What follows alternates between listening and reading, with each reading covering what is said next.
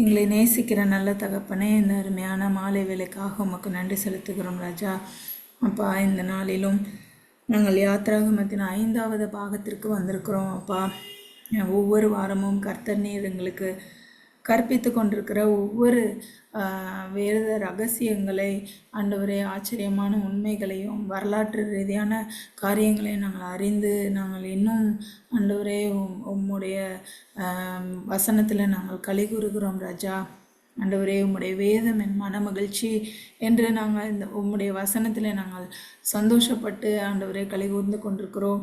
இந்த நாளிலும் ஆண்டவரே உம்முடைய வசனத்தினால எங்களை தேற்றும்படியாக உம்முடைய சமூகத்தில் எங்களை ஆண்டவரே நாங்கள் அமர்ந்து நாங்கள் கற்றுக்கொள்ள வந்திருக்கிறோம் ராஜா. நீர் எங்களுக்கு கற்றுத்தாங்க. அந்த மறைத்து நீர் வெளிப்படுங்க. உம்முடைய வார்த்தை வெளிப்படட்டும். எங்கள் ஒவ்வொருத்தருடைய முயற்சிகளை தாண்டி உம்முடைய வசனம் ஏராளமான மனிதர்களை ரீச் பண்ணும்படியாக உம்முடைய சமூகத்தில் கெஞ்சி நிற்கிறோம். ஆசீர்வதிங்க, பொறுப்பெடுத்துக்கோங்க. இயேசு கிறிஸ்துவின் நாமத்தினால கேட்குறோம் ஜீவனுள்ள நல்ல பிதாவே, ஆமென். ஆமென். அன்பானவர்களே, ஆண்டவராகிய இயேசு கிறிஸ்துவின் நாமத்தில் உங்கள் யாவரையும் வாழ்த்தி நான் வரவேற்கிறேன். நாம் இந்த யாத்திராகமம் அந்த தொடரின் 5வது வாரத்திற்குள்ளாக நாம் போகிறோம். கடந்த 4 வாரங்களாக நீங்கள் எங்களோடு கூட இருந்தீங்க. தேவன் எங்களோடு கூட இருந்தார், நம்மோடு கூட இருந்தார்னு கூட நம்ம சொல்ல முடியும். நீங்கள் இந்த நிகழ்ச்சியை பார்க்கும்போது உங்களுடைய கருத்துக்களை நீங்கள் கொஞ்ச நேரத்துக்கு முன்னாடி ஒரு ஆட் நம்ம போட்டோம். அது ஒரு வேளை உங்களுக்கு நீங்கள் அதை பார்த்துருப்பீங்க. அந்த ஆடில் வந்து word by word Edwina Jonas அப்படின்ட்டு அந்த ஒரு நேம் இருந்ததை பார்த்தீங்க. நீங்கள் அந்த யூடியூப் உங்களுக்கு வரும்போது நீங்கள் அதில் உங்களுடைய கமெண்ட்ஸ் நீங்கள் சொல்லுங்கள். அந்த சேனலை வந்து நீங்கள் லைக் பண்ணலாம். சப்ஸ்கிரைப் பண்ணுறது நிறைய நோட்டிஃபிகேஷன் உங்களுக்கு வர்றதுக்கும் சரி, ஒரு பரவலாக நிறைய மக்கள் போய் சேர்றதுக்கும் அது வந்து ரொம்ப பிரயோஜனமாக இருக்கும், நிறைய மக்களை போய் சென்று அடைவதற்கு. அதனால் இந்த நிகழ்ச்சிக்காக ஜெபம் பண்ணிக்கிங்க. இந்த ஒரு ஆழமான வேத ஆராய்ச்சியில் ஈடுபாடுள்ள எல்லோரும் இந்த நிகழ்ச்சியில் பங்கு கொள்ளணுங்கிறது எங்களுடைய ஆசை, எங்களுடைய தரிசனமும் கூட. அது உங்களுக்கு உங்களுடைய ஆன்மீக வாழ்க்கைக்கு பிரயோஜனமாக இருக்கட்டும். எல்லாத்தையும் ஆண்டவர் தான் கிருபை செய்யணும்னு சொல்லி நம்ம ஆண்டவர்கிட்ட பிரார்த்திச்சுக்கலாம். சரி, இப்போ நம்ம போன வார நிகழ்ச்சி நம்ம யாத்திராகமம் 4 ஒரு ரீகேப்பை வெகு சுருக்கமாக நம்ம இப்போ பார்க்க போகிறோம். நீங்கள் சென்ற வாரத்தில் நீங்கள் பார்த்தீங்கன்னா நம்ம யாத்திராகமம் 3வது அதிகாரத்தில் தான் நம்ம துவங்கணும். நீங்கள் பார்த்தீங்கன்னா அதில் ஒரு காரியம் இருந்தது, ஓரேப் எனப்படுகிற தேவ பர்வதம். நீங்கள் பார்த்தீங்கன்னா அந்த ஸ்க்ரீனில் ஹைலைட் பார்க்குறீங்க. இந்த தேவ பர்வதமாகிய ஓரேப் அப்படின்னு அதை மாத்திரம் ஹைலைட் பண்ணிக்கிறத பார்க்கலாம். இந்த 1வது வசனத்திலேருந்து தான் போன வாரத்தில் நம்ம முக்கியமாக நம்ம ஆரம்பித்தோம். அதில் நீங்கள் பார்த்தீங்கன்னா, அவன் வனாந்திரத்தின் பின்புறத்திலே தேவ பர்வதமாகிய ஓரேப் அப்படின்னு இடத்துக்கு வந்தான் இருக்கு. இந்த ஓரேப் பகுதியும் இது வந்து இன்றைய மீதியான், அதாவது மீதியான் தேசத்தில், அதாவது இந்த இந்நாளுடைய சவுதி அரேபியாவில் இருக்கக்கூடிய மீதியான் தேசத்தில் வடப்புறத்தில் இருக்கிற ஒரு பெரிய மலைத்தொடர் அப்படிங்கிறது நம்ம பார்த்தோம். அந்த மலைத்தொடரில் சீனாய் மலை என்பதும் அதில் ஒரு பகுதி. சொல்லப்போனால் சீனாய் மலை என்கிறதே பல இடங்களில் ஓரே பர்வதம் சொல்லப்படுது. இதில் ஒரு விசேஷம் என்னன்னா, ஓரே பர்வதம் அப்படிங்கிறப்போ பெரும்பாலும் வேதாகமத்தில் ஒரு இடத்தை பெயர் சொல்லி அழைக்கிறப்போ அதற்கான ஒரு காரணத்தை சொல்லுவாங்க. ஆனால் இங்கே அப்படி இல்லாதபடிக்கு தேவ பர்வதம், அது ஆக்சுவலாக ஒரு சமஸ்கிருத வார்த்தை. இன்னும் சொல்லப்போனால் மவுண்டன் ஆஃப் காட், கடவுளின் மலை அப்படின்னு கூட நம்ம சொல்லலாம். அந்த மலை அப்படின்னு ஏன் சொல்றாங்கங்கிறதுக்கு ஒரு உலகளாவிய பொதுவான ஒரு காரணம் உண்டு. எந்த மலையில எரிமலைகள் இருக்குதோ அந்த மலைகள் எல்லாம் மவுண்டன் ஆஃப் காட்னு அழைக்கப்பட்டது. அப்போ இந்த ஓரேப் மலையும் சீனாய் மலையும் தேவ பர்வதம்னு அழைக்கப்படுகிறதற்கு என்ன காரணம் என்னன்னா, அங்கே எரிமலை இருந்தது என்பதை நம்ம தெளிவா புரிஞ்சுக்கிறது ரொம்ப ரொம்ப நல்லது. ஏன்னா வேதாகமத்துல எங்கேயுமே எரிமலை அப்படின்னு நம்ம போடல, நேரடியா போடல. ஆனா பல வசனங்கள் எரிமலைக்கான வசனங்கள்ங்கிறது நம்ம தெளிவா புரிஞ்சுக்கிறது மிக மிக அவசியம். ஏன்னா நம்ம பின்பாடு யாத்திராமத்திற்குள்ளாக போகும்போது பல காரியங்கள் இந்த புரிதலின் அடிப்படையில் இருந்தா மாத்திரம்தான் நமக்கு விளங்கும். இதற்கு உதாரணமா நம்ம என்ன பண்ணலாம்னா, உபாகமம் இதற்கு ஆதாரமா, உதாரணமா இல்ல, இதற்கு ஆதாரமா பார்த்தீங்கன்னா உபாகமம் 4:14 4:11 சாரி 4:11 4:15 இந்த வேத வசனங்களை நீங்க பார்த்தீங்கன்னா, அதுவும் குறிப்பா உபாகமம் 4:11 வரக்கூடிய விவரணைகள். அது எரிமலைக்கே உரித்தான ஒரு ய ய ஒய் ஒரு காரியமே தவிர்த்து வேற எதுவும் கிடையாது. நீங்க பாருங்க, உபாகமம் 4:11 நீங்க அந்த ஸ்கிரீன்ல காமிக்கிறத பார்க்குறீங்க. நீங்க பார்த்தீங்கன்னா, வானத்தை அளாவிய எக்கினி எரிய இருளும், மேகமும், அந்தகாரமும் சூழ்ந்தது. நீங்க பார்த்தீங்கன்னா, எரிமலைக்கு மாத்திரம் தான் இந்த விவரணை பொருந்தும். இந்த மலை என்ன? சீனாய் மலை அப்படிங்கிறது நமக்கு வேதன் வழியாக நம்ம தெரியும். இன்னொன்னு பார்த்தீங்கன்னா, 4:15 உபாகமம் 4:15லும் அந்த பகுதி பாருங்க, கர்த்தர் ஓரேபில இந்த இடத்துல சீனாய்ன்னு வரல, ஓரேபின்னு வருகுது. நம்ம 2 ஒண்ணு தான் ஏற்கனவே பார்த்திருக்கோம். ஓரேபிலே அக்கினியின் நடுவிலிருந்து உங்களோடே பேசின நாளில் நீங்கள் ஒரு ரூபத்தையும் காணவில்லைன்னு சொல்றாங்க. இதுவும் எரிமலை தாங்கிறதுக்கு இன்னொரு வேத ஆதாரமான ஒரு வசனம். இன்னொரு வசனம் கூட இருக்கு. உபாகமம் 18:16 உபாகமம் 18:16லும் நீங்க பார்த்தீங்கன்னா, இந்த பெரிய நீங்க அத ஹைலைட் பண்ணி காமிச்சிருக்காங்க. அத கவனிங்க. இந்த பெரிய அக்கினியை இனி காணாமலும் இருப்பேனாக என்று உன் தேவனாகிய கர்த்தரை அந்த அளவுக்கு ஒரு பயங்கரமான ஒரு காட்சி, ஒரு நடுங்க வைக்கிற ஒரு காட்சி. அந்த எரிமலையின் காட்சி அவங்க பார்த்தாங்க. அத பத்தி மோசே சொல்றப்போ இந்த வசனத்த அவர் சொல்றார். உபாகமம் 18:16. அ இந்த இந்த காரியங்கள் எல்லாம் ஓரேப் மலை அல்லது ஓரேப் மலையும், ஓரேப் மலையுடைய ஒரு பகுதியான சீனாய் மலை ஒரு எரிமலையாக நல்லா கவனிங்க. எரிமலையாக இருக்குதுங்கிறத நம்ம மனசுல நினைவுல வச்சுக்கிறது ரொம்ப ரொம்ப நல்லது. இனி நம்ப வ இன்னொரு காரியத்த நம்ப என்ன பார்த்தோம்னா, மோசே தன் மாமனாகிய எத்திரோவின் ஆட்டு மந்தைகளை கொஞ்சம் குறைய 40 வருஷங்களா மேய்ச்சு வரான். நீங்க பார்த்தீங்கன்னா, 40 வருஷமா மேய்ச்சுட்டு வரான். மேய்ச்சுட்டு வரப்போ, அந்த எத்திரோவுடைய ஆலோசனைப்படி, அவன் என்ன பண்றான்னா, இந்த புதிய மேய்ச்சல் பகுதிக்கு போறான். ஏன்னா, ஒரு பக்கம் முடிஞ்சதுக்கு அப்புறம், அ அந்த ஓரேப் மலையில் நம்ம ஏற்கனவே சொன்னோம் எரிமலைன்னு. எரிமலையை சுற்றி இருக்கிற அந்த லாவா வழிந்த பகுதிகள், அநேக வருஷங்களா இருக்கலாம். ஆனா லாவா வழிந்த பகுதிகள் செழிப்பான பகுதிகளா இருக்கிறது உலகம் முழுக்க நம்ம பார்க்கக்கூடிய ஒரு விஷயம். அப்போ அந்த செழிப்பான இடத்துல மேய்ச்சலை தேடி அவன் போறான். அந்த பகுதி நீங்க ஸ்கிரீன்ல பார்த்த மாதிரி எத்திரோவுக்கு அந்த இடம் ரொம்ப பழக்கமான ஒரு பகுதியா இருக்கும். அவன் தான் ஒருவேளை மோசேக்கு அந்த ஆலோசனை சொல்லியிருக்கணும். அதனால மோசே அங்க போறாரு. ஏன்னா பிற்பாடு நம்ம பார்க்கிறப்போ அங்கே அந்த பகுதியில் இருக்கிற மோசேயை எத்திரோ ரொம்ப சுலபமா வந்து சந்திக்கிறத நம்ம பார்க்கிறோம். அந்த இடம் பரிச்சயமா இருந்தா மாத்திரம் தான் அது ஒரு சாத்தியமான விஷயமா இருக்கும். இப்ப நீங்க போகிறப்போ ஒரு அற்புத காட்சி அவன் மனச ஈர்க்குது. அந்த காட்சி என்னன்னா, எரிந்து கொண்டிருக்கிற முட்செடி. நீங்க பார்த்தீங்கன்னா, அந்த வசனம் அங்க போட்டிருக்காங்க. எரிந்து கொண்டிருக்கிற முட்செடி. அந்த முட்செடிய அப்படி ஒரு மரம் முட்செடி எரிஞ்சும், அது அழிந்து போகாமல் இருக்கிறது ஒரு பெரிய ஆச்சரியமா இருந்தது. ஏன்னா, மோசேக்கு அது உண்மையாலுமே இது வந்து முதல் தடவையாக அவன் பார்க்கக்கூடிய ஒரு காட்சி. அந்த அத வந்து மிக அதிக அது என்னன்னா, அவனுடைய இன்னும் சொல்லப்போனா, ஆ அதை இது ஆச்சரியமாய் இருக்கிறது. நான் அருகில் சென்று பார்ப்பேன்னு 3வது யாத்திராகமம் 3:3 வசனம் சொல்றத பார்க்கிறோம். அந்த 3:3ல என்ன சொல்றேன்னா, அப்பொழுது மோசே இந்த முட்செடி வெந்து போகாதிருக்கிறது எப்படி? கிட்டே போய் பார்ப்பேன்னு சொல்றான். இந்த வசனத்த நம்ம ஏன் இப்ப இன்னைக்கு நம்ம ஹைலைட் பண்றோம் அப்படின்னு கேட்டீங்கன்னா, போன 2வது அதிகாரத்துல அவனுடைய 80 வருஷ வாழ்க்கைய பத்தி மோசே பதிஞ்சு வச்சதுல 2டே 2 வாக்கியம் மாத்திரம் தான் பேசுறான். அப்போ தன்னுடைய பேச்சுக்களை மிகவும் குறைத்திருக்கிற மோசே இந்த 3வது அதிகாரத்துல முதல் 3வது வசனத்திலேயே 3வது 3:3ல என்ன சொல்றாருன்னா, இந்த செடி வெந்து போகாது இருக்கிறது என்ன? நான் கிட்ட போய் இந்த அற்புத காட்சியை பார்ப்பேன். அந்த வார்த்தையில கவனிங்க.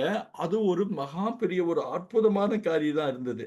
அவனுடைய பிரமிப்பு அவனுடைய வாய் வார்த்தையில செல்றப்போ, அவன் அதை நெருங்கி போய் அந்த எரிகிற முடிச்செடியை பார்க்கும்போது, அதன் நடுவில் இருந்து கர்த்தர் பேசுகிறார். முதலாவது மோசே மோசேன்னு அவன அழைக்கிறார். நீங்க கற்பனை பண்ணி பாருங்க.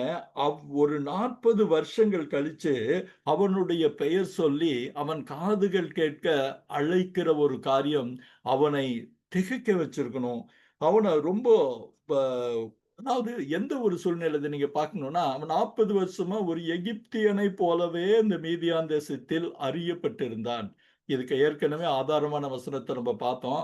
அந்த சிப்போரால் அவனுடைய சகோதரிகள் என்ன சொல்றாங்க, ஒரு எகிப்தியன் வந்து எங்களுக்கு உதவி செய்தான்னு சொன்ன காரியத்த நம்ம பார்த்திருக்கிறோம். அது மாத்திரம் இல்லாம குழந்தை பிறந்தப்போ அந்நிய தேசத்தில் நான் பரதேசியா இருந்தேன்றப்போ, அவனை மோசே என்று அறியாதிருந்த ஒரு சூழல்ல இருக்கிறப்போ, 40 வருஷம் கழிச்சு அவனை பெயர் சொல்லி அழைக்கிற கர்த்தர், அந்த கர்த்தருடைய வார்த்தை அவனை வந்து தடுமாற திகைக்க வச்சிருக்கலாம். நீங்க பார்த்தீங்கன்னா, அ அந்த அ அந்த பக்கத்துல போய் பார்க்கிறப்போ, கடைசியில ஒரு வார்த்தை அவன் சொல்றான். அந்த மோசேன்னு கூப்பிடுறாரு. அவனுடைய உணர்வுகள், குவியல்கள் அவனோட கூப்பிடுறது கடவுள்ன்னு அவனுக்கு ஒரு யூகிக்க முடியுது முதல்ல. அப்போ தடுமாற்றத்தோட, குழப்பத்தோட, பயத்தோட பக்கத்துல போய், "இதோ அடியேன்" அப்படின்னு சொல்றான். ஏன்னா பேசுகிறது ஒரு வித்தியாசமான ஒருத்தர். இங்க பார்த்தீங்கன்னா, முட்செடியின் நடுவிலிருந்து மோசேன்னு கூப்பிட்டார். அவனை முதல் தடவையாக 40 வருஷங்களில் அவன் பெயர் சொல்லி அழைக்கப்படும்போது, அவன் மனதில் இருந்த அநேக பிரமிப்பும், ஆச்சரியமும், குழப்பங்களும் தீர்ந்ததுன்னு பார்த்தோம். உடனே அந்த கடைசியில அவன் என்ன சொல்றான், "இதோ அடியேன்" அவன் ஒருவேளை சொன்ன வார்த்தைகள் நடுக்கத்தோடும், பயத்தோடும் இருந்திருக்கணும். நீங்க அ அ திரும்ப வசனம் 6ல யாத்திராகமம் 3:6ல நம்ம என்ன பார்க்கிறோம்னா, மீண்டும் கர்த்தர் பேசுகிறார். இது வந்து நம்ம முக்கியமா கவனிக்க வேண்டிய ஒரு காரியங்கிறத போன தடவ அழுத்தம் திருத்தமா நம்ம சொன்னோம். ஏன்னா, தமிழ் வேதாகமத்தில இந்த வரி இல்லை. ஆனா, மூல மொழியிலும் மற்ற மே இது த மற்ற மொழியிலும் இந்த இந்த வாக்கியம் எப்படி தொடங்குதுன்னா, அ "உன் பிதாவின் தேவனும்" அப்படின்னு தான் தொடங்குது. நீங்க அந்த மூலமொழிய பார்க்கிறீங்க. மூலமொழியில வந்து அ உன் இந்த மூலமொழியில் இல்ல இது தமிழ் பதிப்புடைய அந்த வார்த்தையில பார்க்கிறீங்க. "நான் ஆபிரகாமின் தேவனும்" அப்படின்னு இருக்குது. ஆனா மூலமொழியில எப்படி இருந்ததுங்கிறது இப்ப பாருங்க. "உன் உன் பிதாவின் தேவன், ஐ அம் த காட் ஆஃப் யுவர் ஃபாதர்." இது வந்து மோசேக்கென்னு பிரத்யேகமாக சொல்லப்பட்ட ஒரு வார்த்தைன்னு பார்த்தோம். அந்த மூலமொழி வார்த்தைய நீங்க பார்க்கிறீங்க. இங்க பிதாக்கள்னு போட்டிருக்கு. அந்த பிதாக்கள் இல்ல. இது வந்து சிங்குலர் வெர்ப்ன்னு சொல்லுவாங்க. சிங்குலர் ஒருமையில வெர்ப் இல்ல. ஒருமையில அழைக்கப்பட்ட ஒரு காரியம். "உன் அப்பாவின் பிதாவும், ஐ am God of Thai father." அப்படின்னு சொல்லி ஆங்கில பதிப்புல நம்ம பார்க்கிறோம். இந்த உன்னுங்கிறத கவனிங்க. உங்கள்ங்கிறது நம்ம ஒரு மரியாதைக்காக சொல்லலாம். ஆனா அப்படி சொல்ல ஆண்டவரு, "உன் பிதாவின் தேவனாகிய கர்த்தர்ன்னு" சொல்றாரு. அதற்கு பின்பே நம்ம பார்த்தீங்கன்னா, நம்ம மற்ற காரியங்கள ஒரு ஆபிரகாமின் தேவன், ஈசாக்கின் தேவன் அப்படின்னு சொல்றத பார்க்கிறோம். ஒரு வகையில மோசேக்குன்னே இந்த வார்த்தை இருந்ததுன்னு நம்ம அ யோசிக்கிறதுக்கு இடம் இருக்கு. ஏன்? நம்ம போன பகுதியில தெளிவா பார்த்தோம். தன் அடையாளத்தை தேடிக் கொண்டிருந்த மோசே. தான் யார்? தான் எபிரெயனா? தான் எகிப்தியனா? தனக்கு ஏன் அங்கீகாரம் இல்ல? தான் முயற்சிகள் ஏன் இருந்தது? எனக்கு உண்மையிலே நான் யார்? ஏன்னா, அவங்க ஒரு பெண்களுடைய ஆதரவிலும், அன்பிலுமே வளர்ந்த ஒரு மனுஷன் மோசே. அப்போ தன் அடையாளத்தை தேடிக்கொண்டிருந்த மோசேக்கு, இந்த ஒரு வார்த்தை ஒரு மிகப்பெரிய அற்புதத்த நிகழ்த்துச்சுன்னு நம்ம சொல்ல முடியும். என்ன அந்த அற்புதம்? அவனுடைய கேள்விகளுக்கெல்லாம் ஒரு பதில் பளிச்சுன்னு தெரிய ஆரம்பிச்சது. எப்படி ஒரு பளிச்சுன்னு மின்னலிடுகிற மின்னல் வெளிச்சத்துல சுற்றி இருக்கிற காட்சிகள் எல்லாம் கண்களுக்கு புலப்படுகிறது போல, இந்த அவனை தனிப்பட்ட ரீதியிலா பர்சனலா ஆண்டவர் உன் பிதாவின் தேவன் என்று சொன்னப்போ, நான் யார் என்பதை அவனுக்கு புரிய ஆரம்பிச்சது. என் பிதாவின் தேவன்னா என்னுடைய தேவன். அவ்வளவு இலகுவாக தன்னை ஆண்டவரே அவர்கிட்ட ரிலேட் பண்ணி பார்க்கிற அளவுக்கு, அவரோடு நெருங்கி பார்க்கிற அளவுக்கு அந்த அழைப்பு அவனுடைய பலவிதமான சந்தேகங்களை தீர்த்ததுங்கிறது விவரமா போன வாரம் பார்த்தோம். அத மறுபடி நம்ப ரிப்பீட் பண்ண வேண்டாம்னு நெனைக்கிறேன். அப்போ அது மாத்திரம் இல்ல, முற்பிதாக்களோடு ஒப்பிட்ட ஒரு காட்சியை வந்து நீங்க ஒப்பிட்ட ஒரு வசனத்தை நீங்க பார்க்கிறப்போ, அவனுக்கு அ பல பல விஷயங்கள் அவனுக்கு புரிய ஆரம்பிச்சது. தன் கேள்விக்கான பதில்கள் எல்லாமே தெரிஞ்சு, என் அப்பாவுடைய மங்கலான முகம் எனக்குள்ள ஒருவேளை 3 மாசம் வரைக்கும் எந்த அளவுக்கு ஞாபகம் இருக்குன்ட்டு இல்ல. ஆனா, அப்பாவுன்ற ஒரு பிம்பம் அவன் மனதிலே மங்கலாக இருந்திருக்கிறப்போ, அந்த அப்பாவின் தேவன், அப்போ அவர் என்னுடைய தேவனாக இருக்கிறார்ன்னு அவன் வந்து நெருங்கி உணர்ந்த அந்த சம்பவத்துல அதே தேவன் தான் இதோ என் எதிரில இருக்கிறாருங்கிறப்போ, அவனுடைய மாற்றங்கள், அவனுடைய மனதிற்குள் வந்த அற்புதமான மாற்றங்கள் நம்மளால புரிஞ்சுக்கிட முடியும். இந்த 6ஆம் வசனத்தின் அ ப முற்பகுதியை பார்த்தீங்க, முதல் தடவையாக பேசுகிறவரை தேவன் என்று புரிந்து கொண்டது போல, அவன் ஏன்னா நான் உன் பிதாவின் தேவன், நான் ஆபிரகாம் அந்த அந்த வசனத்த கூட நம்ம ஒரு டைம் பார்த்தோம்னா, இன்னும் நமக்கு புரியும். நான் அந்த ஆண்டவர் சொல்றாரு, நம்ம அத நான் சொன்ன புது வார்த்தையோட படிக்கிறத கவனிங்க. பின்னும் அவர் 6வது வசனம், நான் உன் பிதாவின் தேவனும், கவனிங்க, உன் பிதாவின் தேவனும், ஈசாக்கின் ஆபிரகாமின் தேவனும், யாக்கோபின் தேவனும், பின் தேவனுமாகிய யாக்கோபின் தேவனுமாகிய உன் பிதாக்களின் தேவனாய் இருக்கிறேன் என்றான். அப்போ இந்த வார்த்தைகள் வந்து அவன் மனதில ஒருவேளை கொஞ்ச நஞ்ச இருந்த சந்தேகத்தையும் நீக்கி பேசுகிறது. அவன் தன்னுடைய கலாசாலையிலும், கல்வியிலும் பலமுறை கேள்விப்பட்டும், ஒருவேளை அறிவினால் மாத்திரம் அறிந்திருக்கக்கூடிய தேவாதி தேவன் தான் தங்கூட இருந்து பேசுகிறாருன்னு அவனுக்கு புரிய ஆரம்பிச்சது. இது தேவனுடைய குரல், தேவனுடைய வார்த்தை என்று தெரிஞ்ச மாத்திரத்துல, நம்ம அடுத்த வசனம் சொல்லுது, அவன் மிகவும் அவன் என்ன சொல்றான் பார்த்தீங்களா? பயத்தில் முகத்தை மூடிக்கொண்டான். நீங்க உடனே நெருங்கி போறான். நெருங்கி போறப்போ, அ இதோ அடியேன் சாரி அது வந்து கொஞ்சம் பின்னாடி வரான். அதுக்கு முன்னாடி ஒரு தேவன்னு புரிஞ்சுக்கிறதுக்கு இன்னொரு காரணம் இருந்தது. அத போன தடவ சொன்னோம். இந்த தடவ அது கொஞ்சம் ஸ்கிப் பண்ணிட்டேன் நானு. என்ன சொல்றார்ன்னா, "உன் பாதரட்சைகளை கழற்றி வா. நீ இருக்கிற இடம் பரிசுத்த பூமி." அப்படின்னு நீ நெருங்கி வராதே. அந்த வசனம் கூட ரொம்ப அழகான ஒரு வசனம். அந்த வசனத்த கூட நீங்க பாருங்க. படிக்கிறேன் பாருங்க. அப்பொழுது உன் 5வது வசனம், "நீ இங்கே கிட்டி சேராயாக, உன் கால்களில் இருக்க பாதரட்சையை கழற்றி போடு. நீ இருக்கிற இடம் பரிசுத்த பூமின்னு" சொன்னதுக்கு அப்புறம் தான் பக்கத்துல போறான். அதுக்கப்புறம் தான் அவன் தேவன் பேசுகிறான்னு உணர்ந்த மாத்திரத்துல 6வது வசனம் வருது. ஏன்னா பரிசுத்த பூமி அப்படின்னு போய் அப்போ அந்த பேசுகிறது கர்த்தர்ன்னு புரியிறப்ப தான், அதே கர்த்தர், அவன் அறிந்திருந்த கர்த்தர், புத்தகங்களில் ஒருவேளை அந்த கல்வி சாலைகளில் படித்திருந்த முன்னோர்கள் வாயிலாக, மூத்தவர்கள் வாயிலாக கேட்டிருந்த அந்த கர்த்தர், இப்பொழுது நேரடியாக நான் உன் பிதாவின் தேவனும், அதாவது உன்னுடைய தேவனும் சொல்லுகிறப்ப தான் அவனுடைய மனசுல அந்த வெளிச்சம், அந்த காரியம் எல்லாம் வருது. அப்போ தேவன் தன்னோடு பேசுகிறது நிமித்தம் அவன் என்ன பண்ணான்? பயத்துல தன் முகத்தை மூடிக்கொண்டான். 5வது வசனத்திற்கான படத்தை நீங்க பார்க்கிறீங்க. "Do not come closer. I am God." அந்த படம் ரொம்ப அழகான ஒரு படம். அதுக்கப்புறம் தான் பாருங்க, "do not take off your sandals." அந்த படத்தையே போடுங்கப்பா. "Take off your sandals. Uh you are standing on a holy கிரவுண்ட்ன்ற தேவனுடைய வார்த்தை கேட்குது. உடனே அவன் பாதைகளை கழட்டிட்டு போறான். அப்புறம் தான் அந்த ஆண்டவர் சொல்றாரு, "உன் பிதாவின் தேவனும், ஆபிரகாம், யாக்கோபு, ஈசாக்கின் தேவனும்." அப்போ அவன் யார் யாரை கேள்விப்பட்டிருந்தானோ அவர்களின் தேவன், ஆண்டாண்டு காலமாய் தொடர்ந்து வருகிற அதே தேவன், இப்போது அவனுக்கு முன்பாக உன் பிதாவின் தேவனும், உன் பி அ இந்த மாரி அவனை அழைக்கிறப்போ, அவன் எந்த அளவுக்கு ஒ ப பயந்து நடுங்கி இருக்கணுங்கிறதுக்காக தான் அந்த கடைசி வசனம் அப்படியே சொல்லுது. உன் முகத்தை என்ன சொல்றாங்க? தன் முகத்தை மூடிக்கொண்டான் அப்படின்னு சொல்றாங்க. ஒரு வகையில இந்த 6ஆம் வசனத்தின் தேவனை நோக்கி பார்க்க பயந்ததினால் தன் முகத்தை மூடிக்கொண்டான் அப்படின்னு நம்ம பார்க்கிறோம். ஒருவேளை உங்க அந்த அவனுடைய உணர்வுகள நம்மளால புரிஞ்சுக்க முடியுது. அவன் பாருங்க, அந்த ஸ்கிரீன்ல அழகான ஒரு படத்த போட்டிருக்காங்க. அந்த தேவனுடைய அந்த பிரசன்னம், அந்த அற்புதமான காரியம் அவன் உணர உணர முகத்தை பார்க்க பயந்து தன் முகத்தை மூடிக்கொண்டான் பார்க்கணும். இதுதான் போன வாரம் நம்ம பார்த்ததுடைய மிக சுருக்கமான ஒரு காரியம். இன்னைக்கு வந்து நம்ம இந்த வார பகுதிக்குள்ள பார்க்கலாம். அதுக்கு முன்னாடி ஒரு காரியத்தை நம்ம பார்த்துக்கிறது நல்லது. இந்த எரிகிற முட்செடி பல பல காரியங்களுக்கான அடையாளங்கிறதையும் நம்ம பார்த்தோம். ஏன்னா நீங்க பார்த்தீங்கன்னா அந்த முட்செடி எரிந்து கொண்டிருக்கிறது. ஆனா இந்த செடியோ அழியவில்லை, வேகவில்லை. அப்போ இது எதற்கான ஒரு அடையாளம் பார்த்தோம்னா, ஒருவேளை இஸ்ரேல் தேசத்திற்கான அடையாளம். இஸ்ரேல் தேசத்தில் பலவிதமான இந்த படத்தை பாருங்க. இது ரொம்ப அழகான ஒரு படத்தை நம்ம மக்கள் ப்ரிப்பேர் பண்ணியிருக்காங்க.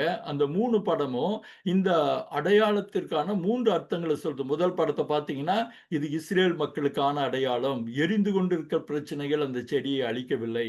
2வது அடுத்து பார்த்தோம்னா, இன்றைக்கு இருக்கிற ஆண்டவருடைய திருச்சபைக்கான ஒரு அடையாளம். திருச்சபையை சுற்றி ஏராளமான பிரச்சனைகள் வந்திருந்தும், அது திருச்சபையை, ஆண்டவருடைய சபையை அழிக்கவில்லை. இன்னொரு வகையில பார்த்தா 3வது அவருடைய விசுவாசிகளாகிய உங்களுக்கும், நமக்கும், எனக்குமான ஒரு அடையாளம். நமக்கு ஏகப்பட்ட பிரச்சனைகள் உண்டு. நம்முடைய எந்த ஒரு பிரச்சனையும் நம்மை அழித்து விடாதபடி, அந்த பிரச்சனைகள் ஒரு பக்கம் இருக்க, நாம் அழிந்து போகாதபடி காக்கிற தேவனாய் இருக்கிறார். அப்போ அந்த முட்செடியின் இந்த காட்சி, இந்த 3 காரியங்களுக்கான ஒரு அடையாளங்கிறத நம்ம பார்க்கிறோம். அப்புறம் ஒரு ஒரு காரியத்தை இப்ப நம்ம இன்னும் பார்க்க போறோம். இந்த ஆதியாகமத்துல நம்ம முற்பிதாக்களுடைய வாழ்க்கை பத்தி அநேக நம்ம இந்த ஜூம் மீட்டிங்ல நம்ம பார்த்தோம். அப்போ அவர்களோட சந்திப்பை போல இல்லாதபடிக்கு இந்த முறை யாத்திராகமத்தின் முதலிலே தேவன் மனிதனை சந்திக்கிற இடம். இந்த இடத்துல மோசையை சந்திக்கிற இடம் எப்படி ஒரு ஆச்சரியமா, ஒரு பிரம்மாண்டமா, ஒரு பிரமிக்கிற வைக்கிற இடத்துல இருக்குன்னு பாருங்க. அப்போ இது நம்ம எப்படி நம்ம அ ப இத நம்ம இன்னும் எப்படி பண்றோம்னா, நம்ம யாருக்காக பேசுறோமோ, எப்படியாக பேசுகிறோமோ, அவர்களின் பிரச்சனைகளை அறிந்திருக்கிற கர்த்தர். அவர் நம்மை முழுவதுமாய் அறிந்திருந்த கர்த்தர், நம்மை தொடர்ந்து காத்துக்கொள்ள வல்லமையுள்ள கர்த்தர் என்பதற்கான ஒரு நடைமுறை அடையாளமா தான் இந்த காட்சி. ஒருவேளை அவர் மோசேக்கு மாத்திரமல்ல, நமக்கும் புரிய வைக்குதுன்னு சொல்லி நம்பலாம். இன்னைக்கு நீங்க தன்னுடைய கேள்விகளுக்கெல்லாம் பதில் தெரிஞ்ச பரவசத்துல, நம்ம ஏற்கனவே சொன்ன காரியம்தான். மோசே ஒருவேளை அந்த சிலிர்ப்போ, அந்த லயிப்போ, அந்த வார்த்தைப்படுத்த முடியாத உணர்வுகள்ல நம்ம அவன் முகத்தை மூடிக்கொண்டிருந்தவன் அப்படியே ஒருவேளை வரைஞ்சு போய் நின்று இருக்கலாம். என்ன செய்வதுன்னு தெரியாம இந்த ஒருவேளை படத்துல பார்த்த மாதிரி அப்படியே திகைச்சு போய் அப்படியே சிலையாட்ட ஒருவேளை வரைஞ்சிருக்கலாம். இப்பதான் வந்து ஆண்டவர் வந்து இன்னொரு காரியத்தை பேசுறாரு. நீங்க யாத்திராகமம் 3:7 நீங்க பாருங்க. எதற்கு இந்த தரிசனம் அப்படின்னு அவன் மனசுல ஒருவேளை கேள்விகள் இருந்திருக்கணும். அவன் எதிர்பார்த்திராதபடி 40 வருஷங்களுக்கு முன்ப எகிப்தில தான் உணர்ந்திருந்த இஸ்ரேல் ஜனங்களின் அவதிகளை, கஷ்டங்களை, ஒடுக்கங்களை ஒடுக்கங்களை பார்க்க எவரும் இல்லைன்னு புரிஞ்சு தன்னுடைய பலவீனமான முயற்சி அதை சரி செய்ய ஆரம்பிச்சும் அது முடியாம போக, தன்னுடைய ஆதிபிதாக்களின் நம்பிக்கை யாரோ ஒரு மீட்பர் வருவாரு அவங்கள மீட்டுக்கொள்ள என்ற நம்பிக்கை என்ன ஆகும்னு மனசுக்குள்ள கலங்கி இருந்த மோசேக்கு ஒருவேளை 40 வருஷமா மேய்க்கிறப்போ இந்த காரியத்தெல்லாம் அவன் சிந்திச்சிருக்க கூடும். அந்த சிந்தனையை அறிந்ததை போல 3:7 ஆண்டவர் பேசுகிற அந்த வார்த்தையை பாருங்க. எகிப்திலிருந்த என் ஜனத்தின் உபத்திரவத்தை பார்த்து ஆளோட்டிகளின் இந்த வசனத்துல ஒரு 3 காரியங்களை நம்ம பார்க்கிறது நல்லது. அந்த 3 வினைச்சொற்கள், அந்த வசனத்தில் இருக்கிற 3 வினைச்சொற்களை கவனிங்க. பார்க்கவே பார்த்து, கூக்குரலை கேட்டு, வேதனைகளை அறிந்திருக்கிறேன். இந்த 3 வினைச்சொற்கள் எவ்வளவு அழுத்தம் திருத்தமா ஆண்டவர் ஆண்டாண்டு காலமா இருக்கிற ஆண்டவரின் தன்மையை பிரதிபலிக்கிற ஒரு வாக்கியமா அது இருக்கு. நீங்க அடுத்த காரியங்களை நீங்க பார்த்தீங்கன்னா கூட, நீங்க இன்னொரு காரியத்தை பார்க்கலாம். 40 வருஷமா மறுபடியும் நம்ம அதற்கான காரியத்தை சொல்லலாம். ஆ பார்வோன் குமாரத்தியோட மகனாக இருந்த அனுபவம் கொடுத்த தைரியத்துல, அல்லது தனக்கு இருந்த அந்த குமாரத்தியோட மகன் ஒரு இளவரசன்னு மக்கள் நினைச்சிட்டு இருந்த அந்த கொடுத்த அந்த ஒரு தன்னம்பிக்கையில, அவன் அந்த இஸ்ரேல் ஜனங்களை பார்த்து அவர்களை மீட்டு கொள்ள முடியும்னு நம்பிக்கையில இந்த 40வது வயசுல நீங்க பார்த்தீங்கன்னா, இங்க அவனுடைய பல ஸ்டேஜஸ பார்க்கிறோம். அவனுடைய சின்ன குழந்தை பார்வன் குமாரத்தியா அரண்மனையில வளர்ந்த காரியம். இந்த காரியங்கள் கொடுத்த நம்பிக்கையோட அவன் 1, 2 இல்ல. இதெல்லாம் பண்ணி முயற்சி நான் தோத்து போனேனே! அப்படின்னு ஒருவேளை அவன் அந்த எத்ரோவுடைய மாட்டு மந்தைகளை மேய்க்கிறப்போ மனசுக்குள்ள புலம்பிட்டு, கவலைப்பட்டுட்டு, ஒருவேளை அத யோசனை பண்ணிட்டெல்லாம் இருக்க முடியும். அப்படி இருக்கிறப்போ, தன் மனதில் இருப்பவைகளை ஆண்டவர் புரிந்தது போல ஆண்டவர் என்ன சொல்றாரு? "பார்க்கவே பார்த்தேன், கூக்குரலை கேட்டேன், அவர்கள் இதை அறிந்திருக்கிறேன்" அப்படின்னு சொல்லி நம்ப சொல்லுகிறத பார்க்கிறோம். இனி நீங்க அடுத்த இந்த 8வது வசனத்தோட 7வது 8வது வசனத்தை நீங்க பாருங்க. அவர்களை அவர்களை எகிப்தியரின் கைக்கு. அடுத்த வசனம் பாருங்க. அடுத்த வசனத்திலும் இருக்கிற 3 வினை சொற்களை பாருங்க. விடுதலையாக்க, தேசத்திலிருந்து நீக்க, கொண்டு போய் சேர்க்க. நீங்க போன வசனத்திலயும் 3 முக்கியமான வினை சொற்களை பார்த்தோம். வெர்ப்ஸ் பார்த்தோம். இங்கேயும் 3 முக்கியமான வெர்ப்ஸ் பார்க்கிறோம். விடுதலையாக்க, தேசத்திலிருந்து நீக்க, விசாலமான இடத்தில் கொண்டு போய் சேர்க்க. அப்போ அவர் பேசுகிற முதல் 2 வசனங்கள்லயும் சரி, 7வது வசனத்திலும் சரி, 8வது வசனத்திலும் சரி, அந்த வார்த்தைகள் ஆக்ஷன் ஓரியன்டடா இருக்கிறத பார்க்கிறோம்.